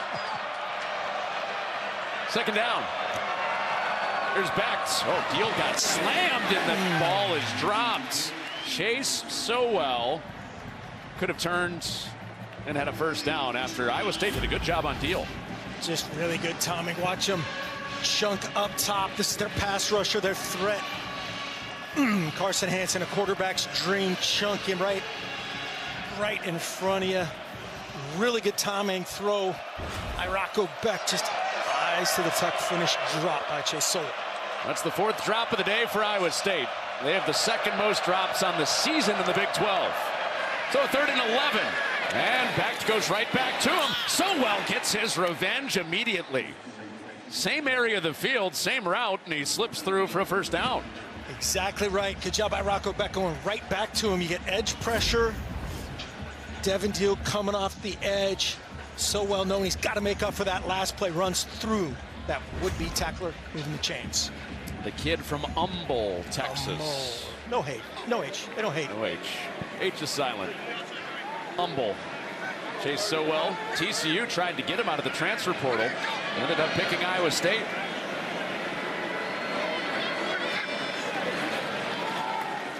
It's Hansen. And 5 Horned Frogs there to get him, but not before he's downfield across the 40 with 7. Really nice design here. The motion down. They get a double team on Deal right at the point of attack. That's 11. Watch them double team to set the edge. Ben Bramer, the puller, the kick out. The kick out was Cooper Alexander. 2nd and 3. Iowa State did not run the ball as well as they had been running the ball in the first half. They're averaging about 4 yards a carry. Sama, the other running back healthy today, and a first down to the flag out. Near the end of that run, the flag flew. There's also an injured player down. Channing Canada hobbled over to the sideline. Yeah, he got kind of roll up there. These 2 guys were battling, but I don't think that was the penalty. Let's see who they bring in for Canada after we. It's going to be on Iowa State. It's just a matter if it's a block in the back or a hold, I believe, right at the point of attack.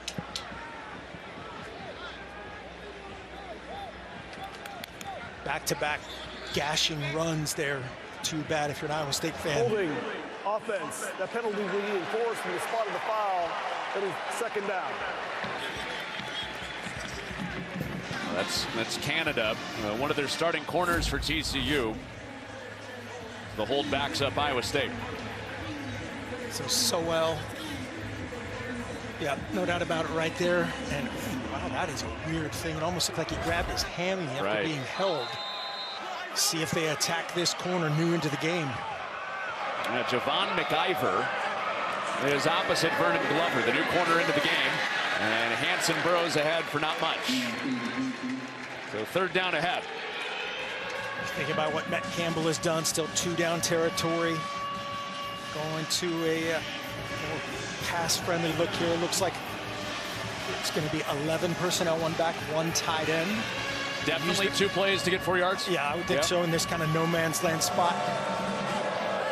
See if they use Tyler Moore 82 to chip in protection, or if they keep him out here as a coverage indicator, or do both. Right there, it's zone coverage. And TCU stacked him up, backed him out, and Sama squirms ahead. First down. Needed 4, got 5. There's your, we're going to go for it on 4th down. Really good design here. Motioning 82 down. Tyler Moore just running a split zone. He's going to come down here and block this backside. The zone play goes this way. Really good against 3rd down. Any kind of pressure funk that TCU is bringing. They were playing vanilla. Good execution by Iowa State. You don't see that from either of these defenses. Vanilla very much. It is exotic all day long. There's Hanson bouncing off hits, driving the legs ahead and close to another first down. He gets 8. Gap run chunk. Sama inside zone, outside zone. Man, these guys are just so good. Again, pair off each other so well. Watch his eyes. He sees that front side backer. Obi Eisner just gets a little buried inside. Gets on his edge, 2nd and 2. If you're going to have a trick, this is where you'd want to do it. It's just keep yourself in manageable 2 down distance on 3rd. A good look at Brendan Black, the right guard. A lot of these chunks coming off those guys. And right between the guards, once again, that is the sweet spot for Iowa State. It was interesting listening to head coach Matt Campbell talk about these guys. Jim Boniface just is the heart and soul of this team. Trevor Boer, Brendan Black, they take after their offensive line coach, I know very well. And they are personified. Ryan Clanton, just put your head down. Dirt dogs, play hard, finish right to the edge of the whistle. Ryan Clanton, Reese's Peanut Butter Cup eating champion. Guinness World Book of Records nominee. Here's Sama, and not much out there. They had the edge sealed, and he's swung down by Elarms Orr. Those active linebackers, their leading tackler is Elarms Orr. He makes one here. Yeah, Elarms Orr saying, hey, let's just end this. Both backers, watch these guys. This turns into a goal line drill, inside run. Obi Eisner sets him up, lets him run over the top. Really good tag team right there. Elarms Orr has 8 tackles, so he's halfway to what he's been at the last 2 weeks. Back-to-back 16 tackle games. Brings up the 11th play of the drive on 2nd down. And back to high ball. It's knocked up. It wasn't secured.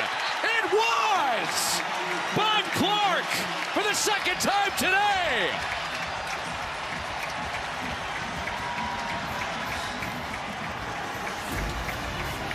Ben Bramer, massive human being.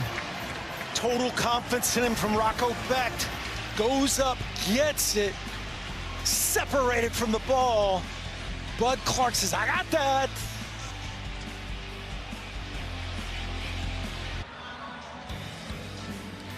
Here's who's going to end up with it. Bud Clark.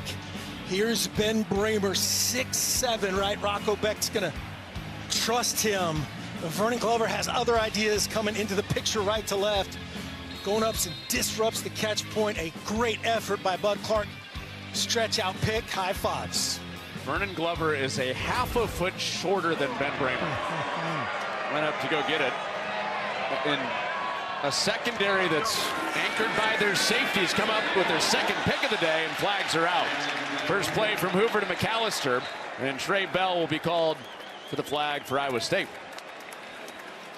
It's one of their favorite things to do in this spot. They've thrown that ball to McAllister off of a lot of different RPO actions. Here's the cut. Trey Bell, just a little hold on top. Realize he's beat inside. Pass interference. Defense, number 7. Ball will be placed at the spot of the foul. Automatic first down. Less than 15 yards, so it's a spot foul. But better than the band playing at the other end. Right. 6th penalty on Iowa State. The drive was moving for the Cyclones. They were getting it done on the grounds. And one that goes airborne is 2nd pick of the day for Bud Clark. And now Hoover in the offense for TCU, looking for a 2-score lead. So under 15, that coach-to-player communication goes down. Should they go the old-school signal route? And they signal a fake and a throw. And it's out to Dwyer, close to another first down. Got him a yard short, give him 9.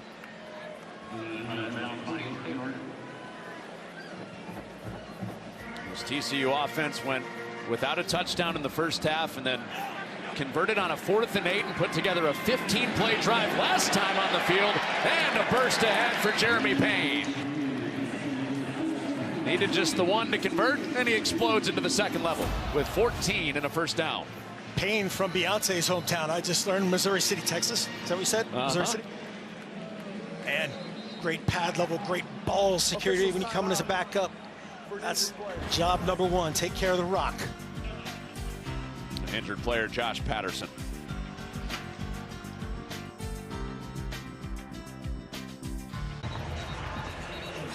All right, our Aflac trivia question answer. Get help with expenses that health insurance doesn't cover with Aflac. Quick, get your answer in. What do you got?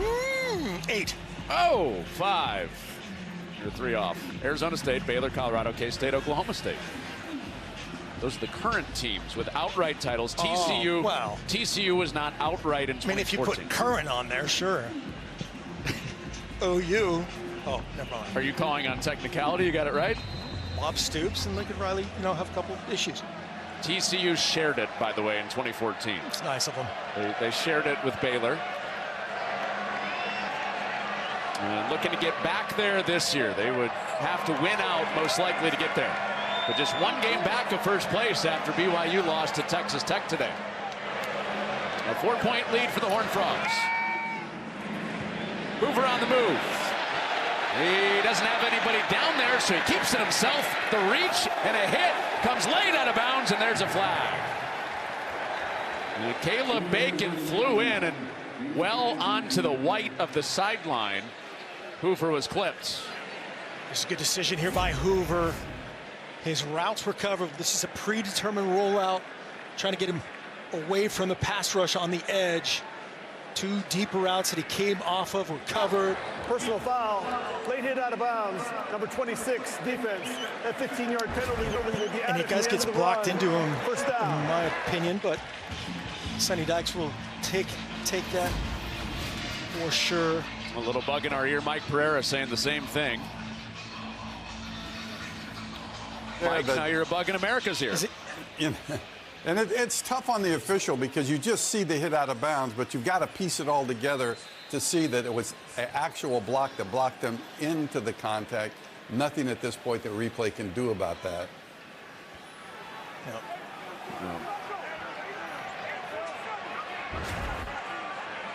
So 11-yard gain, tack it on with the late hit. And Payne, who had the block to free Hoover, now gets to carry himself. And he's got 7. Jeremy Payne, man, you're discovering something here. You get a chance. Barnes banged up. Battle, coming in relief. Caleb Bacon is down, but Jeremy Payne, he is back healthy, and you understand why they're so excited about him.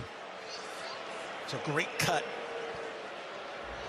Yeah, the other backs like to rumble a little bit more, especially Barnes, and Payne is more of the wiggle and elude slash type back. Kind of one cut. Yep. Caleb Bacon, the injured player for Iowa State. Well, we remind you, Fox Sports proudly salutes our nation's veterans and the organizations that serve them. Our veterans deserve to live with dignity and independence, not on the streets.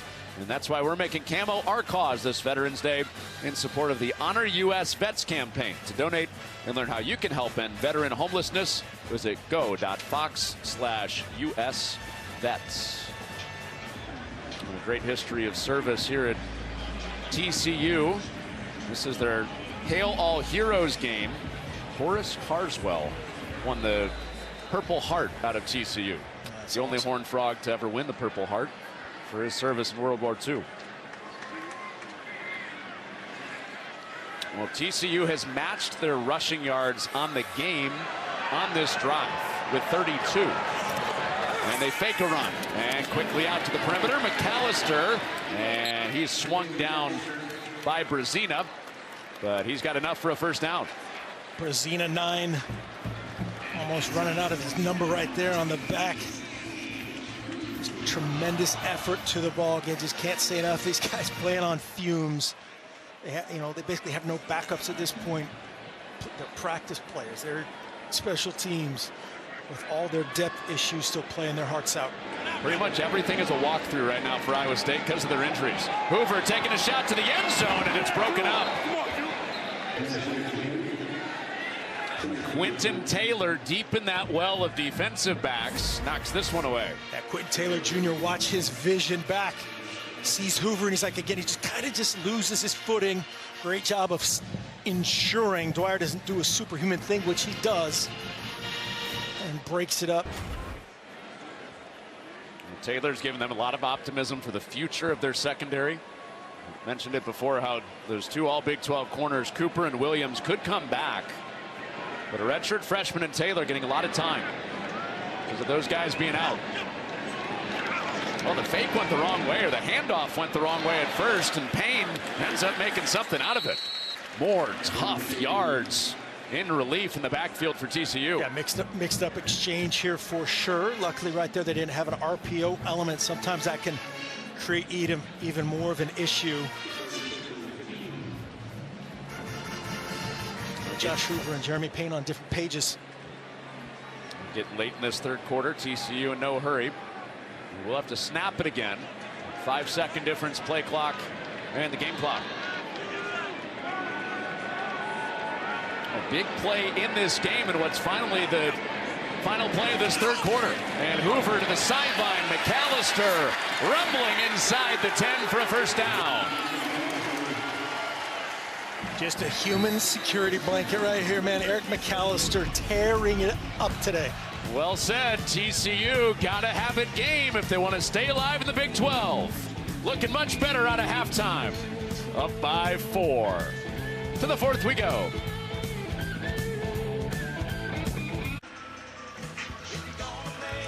Well, Mark Helfrich, you got a little Western in you. Love it. You've done a little roping in your time. Very little, yes. I know you can appreciate this trip here, though. Absolutely. Well, this is the big picture of what's on the line here in the fourth quarter. TCU hanging on with 7 teams in the race for Arlington. And it comes down to this fourth quarter with TCU driving up 4. Gotta finish here if you're TCU. Sonny Dykes. 10-6, a one-score game. Iowa State loves that situation. Can they get a stop? Everhart across the formation, first down and goal. Pump, Hoover flies it long and incomplete. So right there, trying to get a double move to Eric McAllister. So they were sliding after the motion with Everhart. Pump fakes it to him. Defensive carrier John Haycock and company double teaming McAllister, forcing the throwaway from Hoover. Understandable, you double team him. Amen. A career high 10 catches for 99 yards. The catches are career high. The yards are not for McAllister. All that to say he's having a big day. It's Wildcat. And Iowa State's ready for it with Battle taking the direct snap. Flag is out on what would be a 3rd and goal from the 3. That spot's about to move. Yes, you can see multiple. Offense, number 51, 10-yard penalty, second down. Colton Derry, good that he's back in there. Bad that He's flagged there, and he was shocked like most offensive linemen are. They can't believe it. Back in at center. Just working the nose. Just hands outside. That opens up that interpretation. You can see why they called that. He will disagree. Oh, massive penalty, backing it up to the 17 with field goals, even at this range, not being a layup for TCU. We already saw him doink one before halftime from short range. So a minimum looking for a touchdown lead, and that throw is off target. It took Dwyer upfield, and they can't do anything with it. Third down. This is one of those just throw and catch, just money plays here, just easy money layups. This is those ones you count as run game. Josh Hoover is disappointed in himself right there, giving himself the clap and the international my bad signal there to Dwyer. Well, you don't see him miss those. No. Well, one of the best around, Josh Hoover. Facing a third down and goal, holding backed him up to the 17. Payne back in there. He's in to protect. Hoover sees pressure. Ball out quickly. Jump ball is knocked away. And there's a flag. Carson Van Dinter in coverage. After Hoover got popped, flag came out in the secondary. Hoover did a great job of throwing this to a safe spot. We're only going to get a catch or a PI. Here's the pressure. The unblocked blitzer coming from that third level. Clean hit there, not on the other Pass end. interference, defense number 36, 15-yard penalty, automatic first down. So Klosterman was clean on the pressure. Van Dinter was not on the coverage. And that wipes out the hold. Yep, just early. Manjack trying to, that's a great job by Manjack. Really has no chance to make it, but just draw that contact as you come back to it. Officials can't do anything but throw that flag. Right back to where we started, first and goal. Now this is down where the hold happened. They backed him up, second and goal. Back to the 2.5-yard line. TCU going for a 2-score lead early in this fourth. Play fake, Hoover pump. Pump again. His man finally comes free. Flag is out as Dwyer opens up for what is now a touchdown. Yeah, it's a double move up top. Again, they're trying to get a version of a screen and go up top. This is going to be an and one. I think it's either PI or holding. But boom, boom. Whoop, whoop.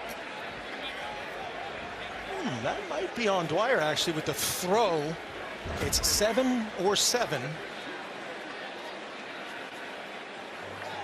I could definitely see how Jordan Dwyer could call for offensive pass interference. There are fouls on both teams. Ineligible receiver downfield. Offense, number 51. Holding, defense, number 7. Those fouls offset. Second down.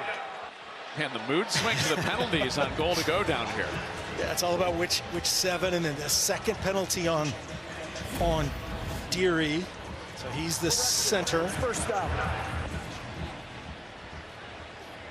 This can happen as you're holding this a bit long. No doubt about that one. That's the correct call. You see the umpire right on the scene. And then definitely a case to be made for that to be on Jordan Dwyer, not on Trey Bell. Hey, let's get back to first and goal. Yeah, let's just relive this down and distance all day long. The third time down here, and TCU finally punches it in. Trent Battle off the direct snap. 2-score lead, Horned Frogs.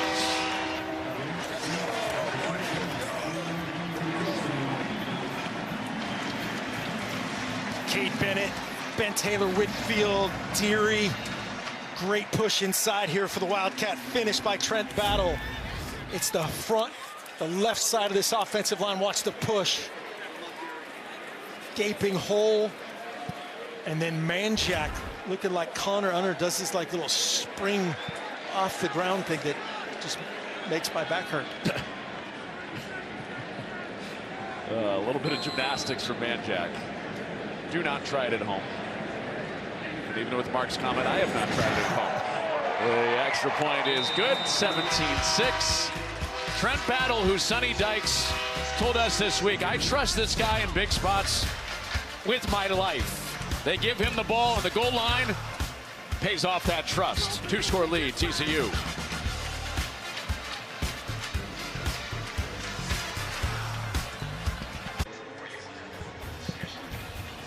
Fox College Football is sponsored by Pacific Life, building confident futures for nearly 160 years. And by Wendy's, new chicken tenders. Ooh, look at that tendy sauce, delicious. Yum. Well, Mike Pereira is with us. Mike, what do you think of this play down at the goal line? Well, I mean, listen, I can see why he thought it might have been holding because of that left arm that's out, but really it's offensive pass interference. To me, he's totally controlling the defensive player by pulling him by the face mask. So yeah, I was going to say it was better would have been an offensive pass interference. So that would have backed TCU up instead of first and goal from the 2, which they scored on. Would have backed him up again on goal to go. But after all that, offsetting penalties, Trent Battle touchdown, TCU by 2 scores. Rocco Beck got to get it going here. You know, saw him on the sideline in this 2-score mode. Basically, they'll be in their base stuff, but get back into a two-minute, you know, if they can pick and choose when to go tempo, which they have done a few times today. 7 of 22 on the day for Beck with under 100 yards, 90 yards passing. He'll try to lead his team back. It's Hansen with a good start on the ground out to the 30. This game started well for Beck. First time they got the ball, marched down, Ben Bramer touchdown. Since then, TCU's defense has been awesome. Here's their tempo into their quads, bunch up, stop. Oh. And knocked away. You know who that is, Devin Deal.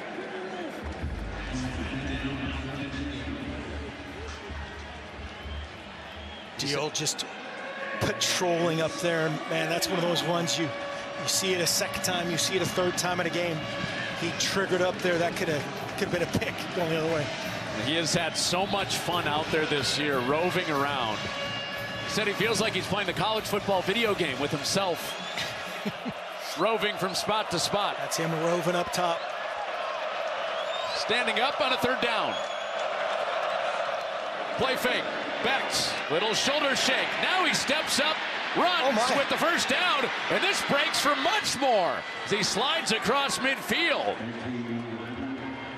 He needed just 4, and he got a huge chunk to keep this drive going for Iowa State with 25. There's the old Rocker watch. They're showing 6 up. They bluff, drop out of it. He gets tricked a little by the coverage, but knows I can replace that. All those linebackers running out of it to be in coverage. They don't match him. There's the old Rocco Beck to cross a 50. He's been dealing with some injuries, so hasn't run quite as much. But a big play with his legs, and this creases Carson Hansen to the 2nd level. No explosives all day long, and all of a sudden, 2 in a row for Iowa State. Rocco Beck, massive run. Carson Hansen, massive run back to back. Great kick out that time by Tyler Morse. 25 yards, then 24 yards. Beck and Hansen back to back. And this moves forward for Hansen to 2nd down. Biggest thing here again for Rocco Beck and company. It's a 2-score game. Any score helps them here. Right down 11. They've got a touchdown, 2-point conversion, field goal, you know, combination. However it comes, just don't force it at this point. You know you got those points in the bank. Well, it's been a turnover-heavy game. Both teams have given it away twice. Flora in the backfield. Now the walk-on running back. Sidecar with Becht, who takes a low snap. Oh boy. He steps out of deal and gets it away cleanly with a flag out. The flag is down on Jamel Johnson, you would think. He was tangled up with Tyler Moore. Jamel Johnson is an NFL safety. Pass interference. Defense number 2. Ball replaced at the spot of the foul. First down. So you want to be a quarterback, right? You get their best player, Devin Deal, coming off the edge, basically untouched. The tackle couldn't react to it. There he is now on the ground. Rocco Beck, again, breaks contain. And here's the pressure off that backside. Just the left hands of James Neal. The third, and they're calling that grab at the waist. Yeah. So it makes it a first down as Hansen has a few on the ground. And Sonny Dykes was wondering, is that catchable? But when in doubt, the officials go toward catchable. The grab and restrict is supposed to be a significant restrict. And I could see why he might be mad at that one. I could see why he also got away with the one in the other end zone. So probably evens out there. Mike agreed. And I got a new quarterback. Alex Mansky is in the game at quarterback. The freshman quarterback gives him a bigger body at 225 pounds, and they do run him. Mansky is popped. He does finish forward, but paid the price. It was Max Carroll up to pop him. Carroll, Bud Clark triggering Mansky, 225 and a collision. Bud Clark low, Carroll high. See what you got on third down, seeing if they bring in, comes Rocco Becht. Mansky went out, Becht is back in.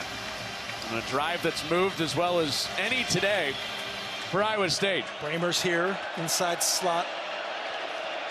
He had the only touchdown of the day for Iowa State. Bramer back in the first quarter.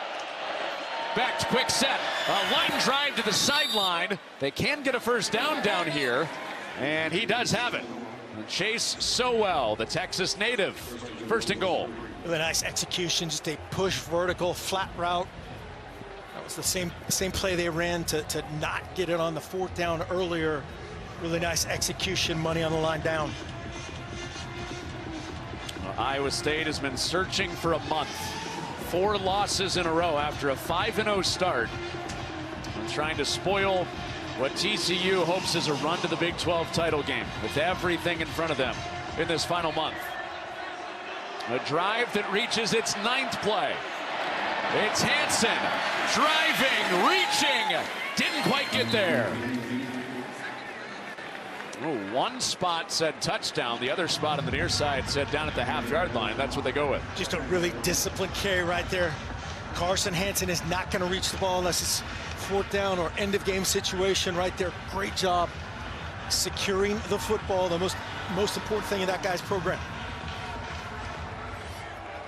At least a couple of plays to try to get a yard. All the big bodies in. Becht didn't get there. Becht is short. The big bodies in for TCU, forcing a third down. Just a mass of humanity right there.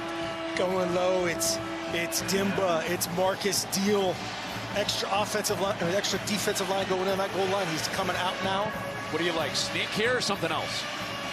They are really good at the gap runs. I think against TCU, also the edge. They got a big boy here. It's Hansen at running back. It's Hansen fighting to the goal line. He's in to score for Iowa State. Back to a one-score game in Fort Worth.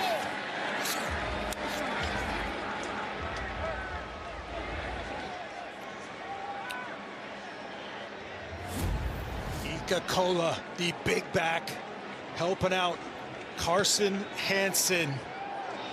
Just being physical, great ball security.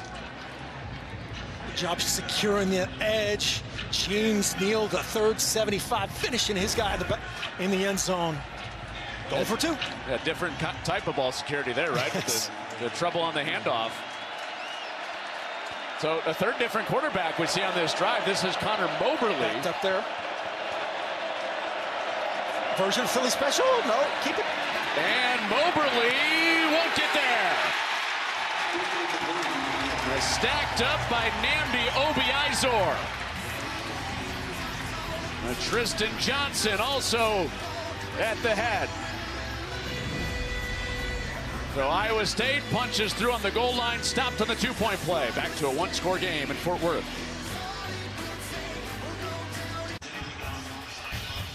Fox College Football is sponsored by Geico. Switch and save, get more with Geico. Mark Elfrich, Connor Onion, Carson Hansen for 6.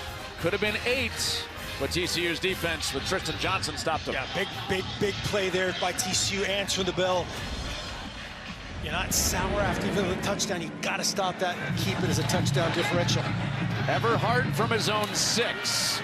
bounces outside. Nothing there. He reverses, and he's twisted down at the 21. Here's today's Reliable Performers, sponsored by AT&T Business. Reliability you can count on. Jordan Dwyer. The Idaho transfer, the Washington native, has done it everywhere. Blocking, quick game, mid-level range right here in the end zone. One-on-one up top. Great trust by his quarterback, giving him space to the sideline and just going up and finishing. Combined 19 catches and both career highs for Dwyer and McAllister in catches today. McAllister has 10, Dwyer has 9. Best they've ever had. This is Dwyer adding to that career high. He's up to double digits, twisting his way to the 25. And that being said, if you would have said that before the game, we'd have been, man, how much did they win by, right? And just the turnovers, a little sloppiness here and there, and it's a 5-point differential here with 7:45 and counting. There haven't been any huge gashes against Trey Bell and that injured secondary for Iowa State. Nope. And you wonder, Kevorian Barnes has been held out most of the day. Backups in there. Just wonder if they're putting him kind of in only emergency mode. Jeremy Payne makes it a 3rd and short. It's been more Payne since Barnes went out. And a big 3rd and 3 as we approach 7 minutes in this third. This down and distance has just been RPO specials to McAllister, to Dwyer. McAllister's going to be the lone wideout up top. 3-by-1 to the field. It's McAllister.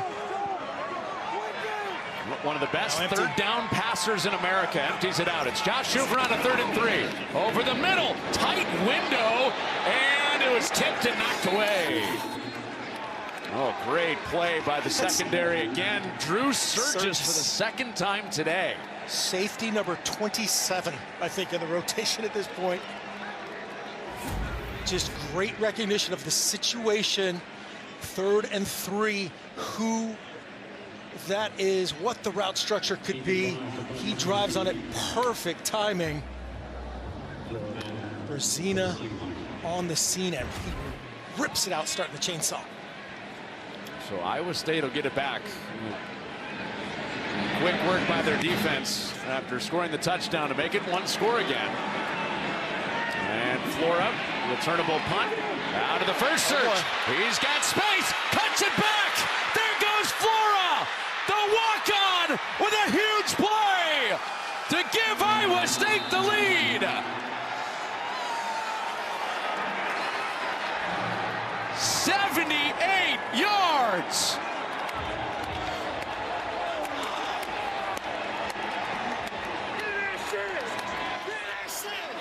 What's that song? Counting Crows, hanging around. Just hanging around, making a play on 3rd down. Could they make a big-time play? Watch the blocks. Watch the blocks. Get him started right there. Great job starting it off, and then he does the rest. The cutback, the personal protector, the punter aren't in position because of his great speed. He cuts it back, and this place is silent. They will go for 2, up 1 to try to make it a field goal differential. And it's back to quarterback this time. For a 3-point lead, it is incomplete, but a flag with Sowell and Clark coming together. Yeah, it's Sowell. Bud Clark is certainly going to argue that, but definitely restricted. Chase Sowell's ability to run the top of his route. Just going to be a matter of whether this is holding or PI. Pass interference, defense number 21. That penalty will be enforced half the distance to the goal. We'll replay the try. And Bud Clark right there, you saw him gesture at the official, and he's laughing right now. He's like, yeah, you got me, you got me. I just don't want to make this too easy. Here he is right there. It's the top of the route right there. He's got his hands on the outside, doesn't let Zero so well go inside. Play the next play. So inching closer to the goal line after the penalty. Toss for Hansen, and he submarines in. It was Flora that silenced him on the 78-yard return. It's Hansen that lowers the volume that much more in Fort Worth. 78 yards of absolute joy for Aiden Flora. Cyclones by 3.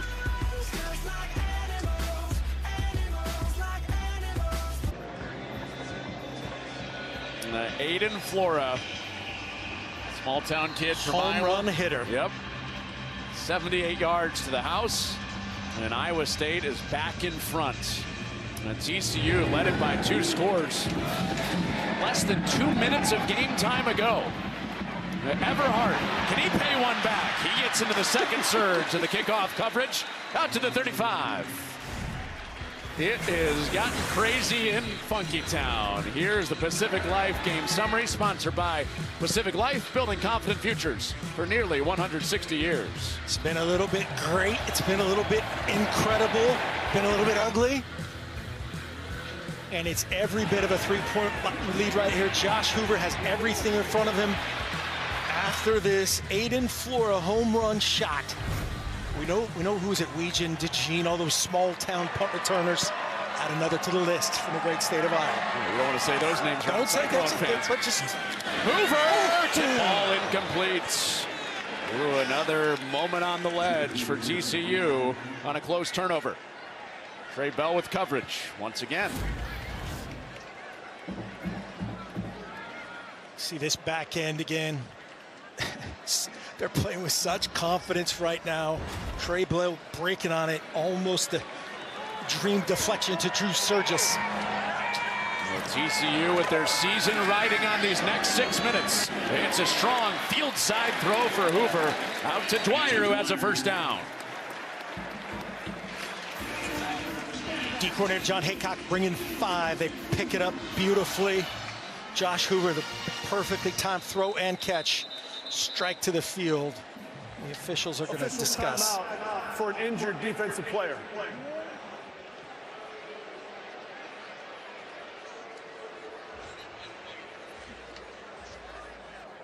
Marcus Neal is the injured player for Iowa State.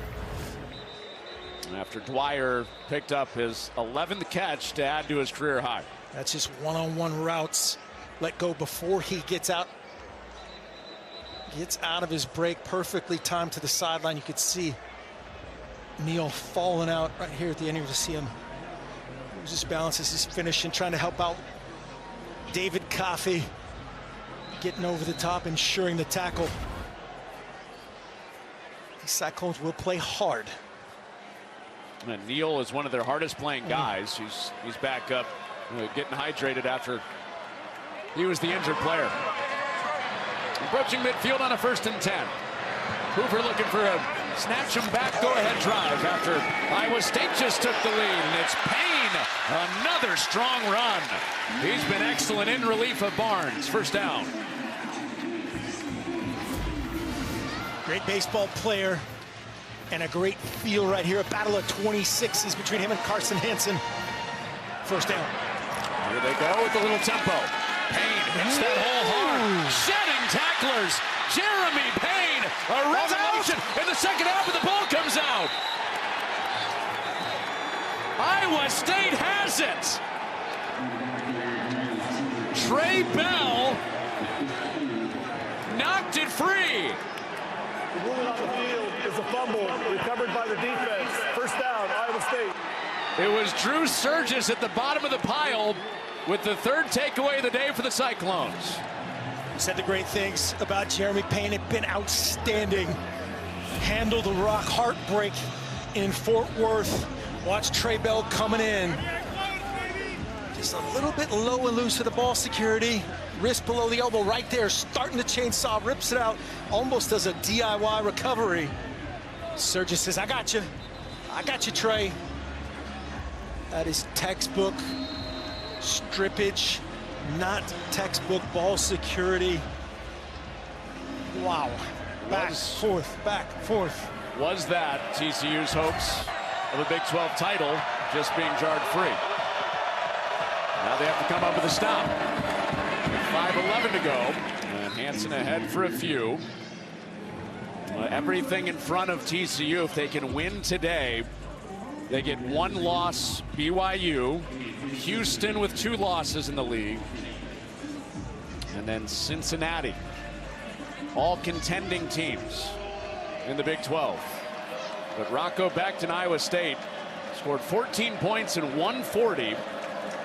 And now back with the ball. Rocco Becht trying to bring him back to the hook. Hey guys, just a reminder, I'm gonna milk this all the way down. Don't want to keep those offensive linemen in their stances forever. It's a veteran move. Now milk it. Inside 5 on the clock is when they get it set, and Hansen is swarmed. So TCU now a play away from getting it right back after Elarm Zor is in the backfield. Bramer coming in, the much more athletic tight end between him and Cooper Alexander. See what they have in store here for 3rd and 6. Let's track it just like Iowa State is. Where is Devin Deal? Where's he going to line up? Right now they're getting this call from the sideline. He'll be up to the top side. Yep. The most disruptive 3rd down player in a 2-point stance up top side. On a 3rd down. Becht over the middle, zings it in. A clutch throw for Rocco Becht to Eli Green, who didn't have a catch before that. This one moves the chains. You just feel like the revitalization of Rocco Becht is happening right here. The command, the confidence, getting through his progression, and just a strike right on the inside armpit, an absolute dime when they needed it most. They protected, eliminated Devin Neal from the picture. Big time play. So that'll chew a bunch more clock. And 2 takeaways from Trey Bell alone in the secondary today for Iowa State. And this ball was juggling at the end. Hansen almost put that in the deck. Version of split zone. Carson Hansen doing the glove wipe. He's getting the lion's share of carries today. Well, a 3rd straight game with over 100 yards, playing the best of his career right now. When you're being mentioned with Breece Hall, you're pretty good, and these guys get combined. Carson Hansen, Abu Sama, really solid. How about all the Breece Hall jerseys we saw driving into the stadium today? About Iowa State Breece Hall. It's Hansen. Shouldering the load again. 3rd down. That'll come after the 2-minute timeout unless Sonny Dykes takes one. Really nice job. Got to give props to Tyler Moore there in the back block. They start him in motion. That split zone look, setting up a not quite 3rd in the ball game. Yep, season will come down to the final 2 minutes for TCU, needing to keep that 2 in the loss column to get to Arlington.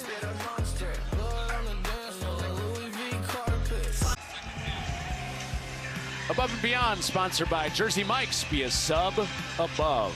Well, Carson Hansen has a chance to seal this game for Iowa State. 3 straight 100-yard rushing days, while Jordan Dwyer's gone for a career high with 11 catches. These 2 have been awesome. Well, Matt Campbell said the obstacle is the way. He quoted Ryan Holiday, one of his favorite authors. Injuries have been the way and have been in their way, but they're trying to snatch one on the road. Little hard count, trying to draw, see where they're moving. It's Hansen on 3rd and 1. Not there on the first surge and not there on the second effort either. Timeout TCU. How bold will Matt Campbell get? The offense doesn't look to be going anywhere. TCU has called their first timeout of the half. 30 seconds. Yeah, the line to gain is every bit of the 41-yard line. Obviously difficult from this angle, but you can see the battle and just a lot of humanity. Marcus Deal at the point of attack. That looks like it's perfectly spotted right where it is, nosed at the 40. 4th and 1 for the game. This just takes me back, man, to Matt Campbell in the press conference the other day. We've got to get back in rhythm. You know, our offense, our defense, and special teams. We've just been a hair off. And he said, I love the finishes. That's why you call it team. Yep. And just personifies again everything that this guy's about, that team's all about. To be in this position, playing with one hand behind their back, the decimation of injuries. And they're going to punt it away. Why? Because they trust their defense.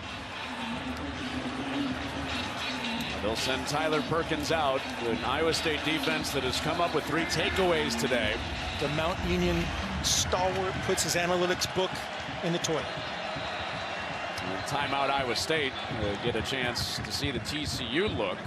Iowa State has called their first timeout of the half. 30 seconds.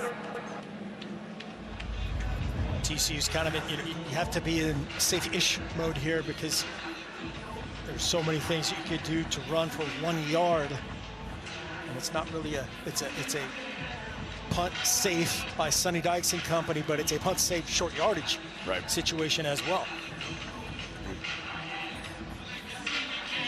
We'll start your Saturday strong as Michigan clashes with Northwestern at historic Wrigley Field. It all starts with Big Noon Kickoff at 10 Eastern live from Chicago.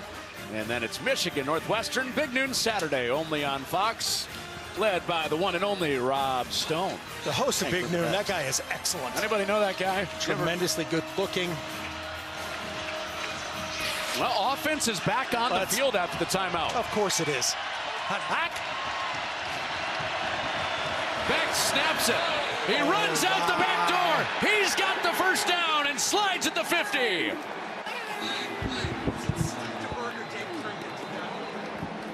There is a flag out. So let's check on that. Did Beck get hit late? I think Beck got kind of just rolled up on after he committed himself as a slider, is what it looked like. There is no foul on the play. The result of the play is the first down. And they decided to pick it up. Man, that's offensive coordinator Taylor Mauser drawing one up in the dirt. A little keeper. It's like one of those plays that goes for like 90 yards. And look at that, nothing. Get to the ground, protect yourself.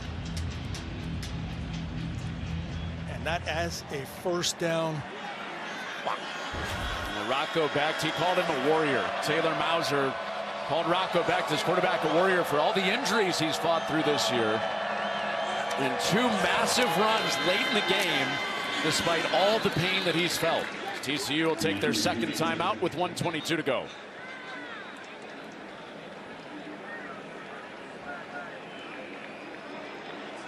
TCU has called their second time to half. 30 seconds.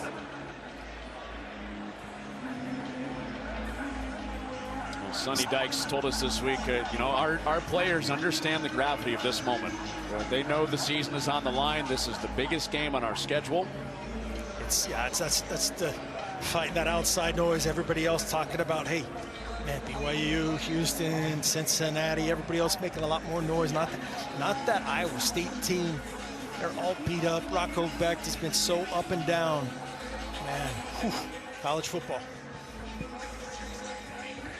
Well, Jamel Johnson, Bud Clark, the guys that we've seen make impactful plays today in the secondary, are very good at the punch out. Ball security has to be perfect for Iowa State.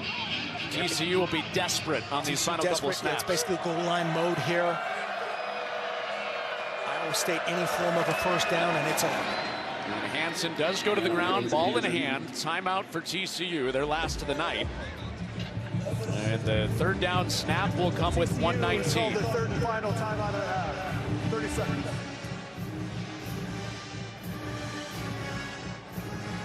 This is the picture. The Big 12 island of survivors is at 7. Will one get voted off? Wider and wider and wider and wider. Houston survived last night.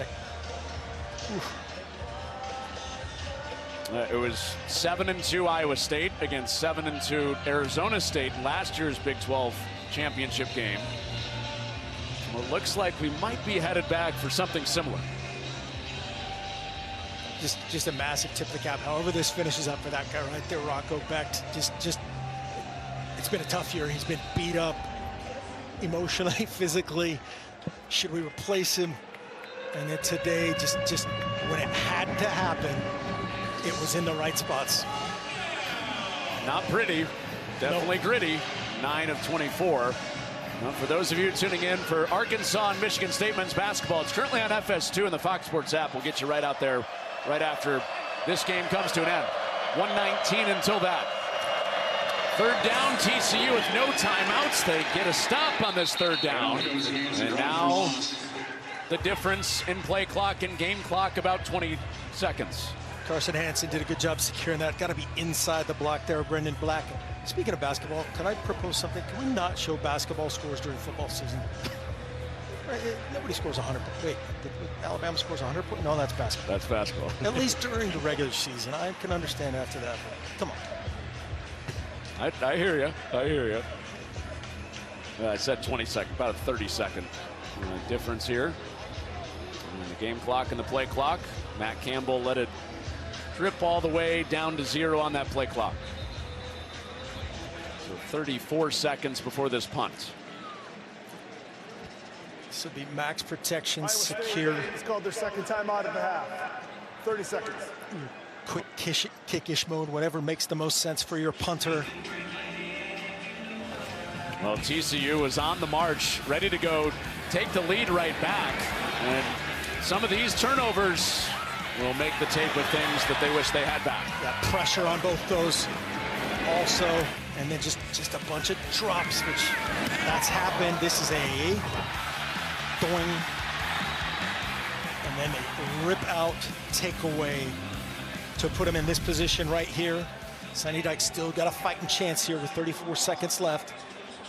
Well, now you wonder, too, with that missed field goal we showed, how far do they have to get down before they even try it? Dwyer is back.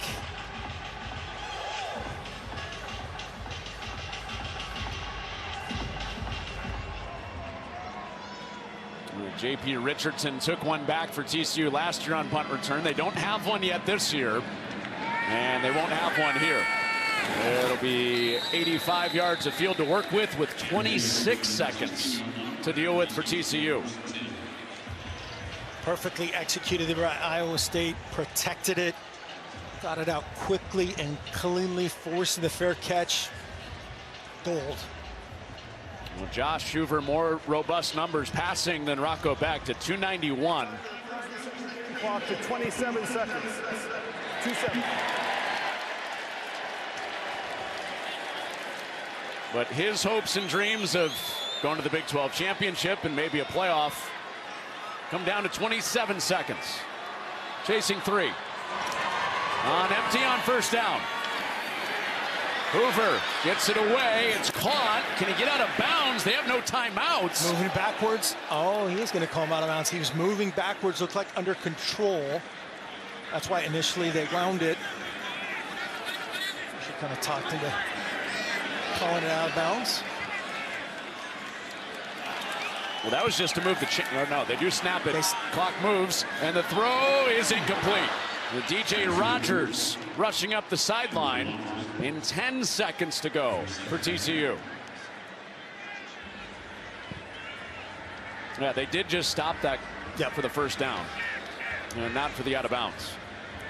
That shoot up a couple of more seconds for TCU. And needing a miracle now. No timeouts, 10 seconds, down 3. Safety's about 30 yards deep right here. Full prevent mode, trying to get home with basically a 2-man rush right here. They've got 1 spy, 2 rushers. Hoover back shoulder incomplete. And the clock reads 5 seconds, so probably the final play right here. Yeah, Quentin Taylor Jr. trying to end that. Saw him working their end of game specials here yesterday. This is just going to be, they've got a couple versions of your, pitch and pitch and Cal Stanford laterals. Backward pass. So the game comes down to the final play. Hoover throws it incomplete, or is it picked? Regardless, the game is over. Quentin Taylor is there, and Iowa State has stopped their 4-game losing streak. They play spoiler at TCU.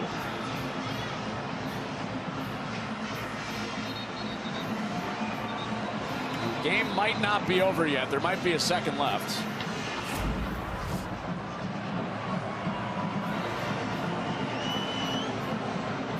Taking a look here as to whether or not, if it was caught, it looks like the ball hits the ground. And our referee, Stephen Barron, just said there's 1 second left, and yeah, might be worth looking at again, yeah. Take a look, here's the clock. Game clock, bottom right. Did the nose of the football ever get there?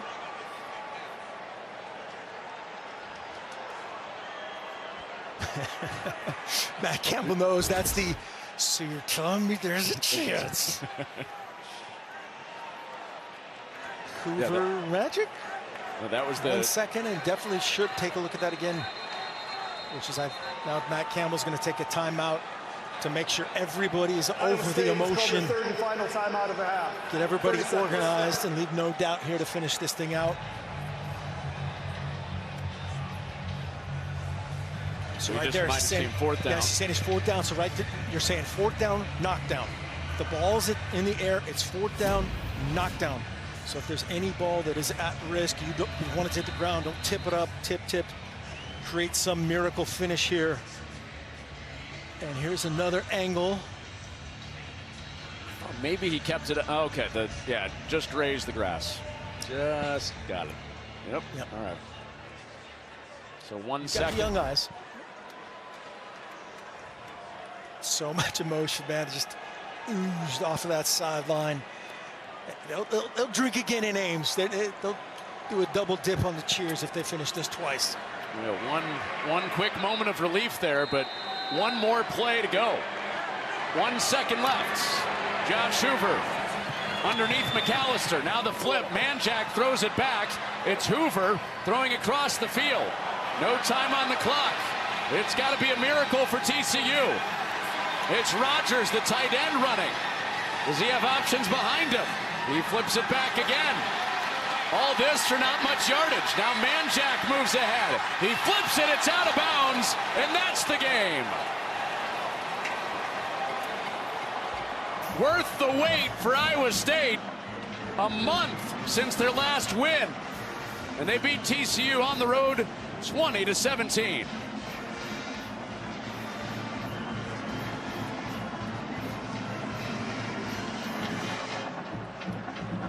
So that gets them to bowl eligibility with their 6th win.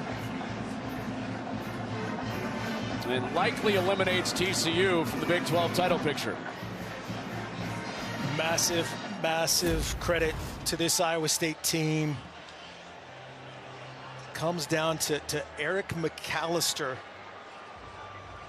After 7 million plays today, Manjack ran a little triple option trying to find the speedster, but just total credit to this Iowa State team. Staying focused, staying positive. The thing that stuck with me last week with their meetings, Matt Campbell, John Haycock, they both said, it's just amazing to be a part of this when everybody comes to work thinking it's their fault. That's huge. Yep. That's huge. That's all in. That's selfless. That's team. And that overcomes, on paper, those 2 dreaded words, on paper, the quote-unquote better opponent. That long-waited smile for Matt Campbell. How about Aiden Flora?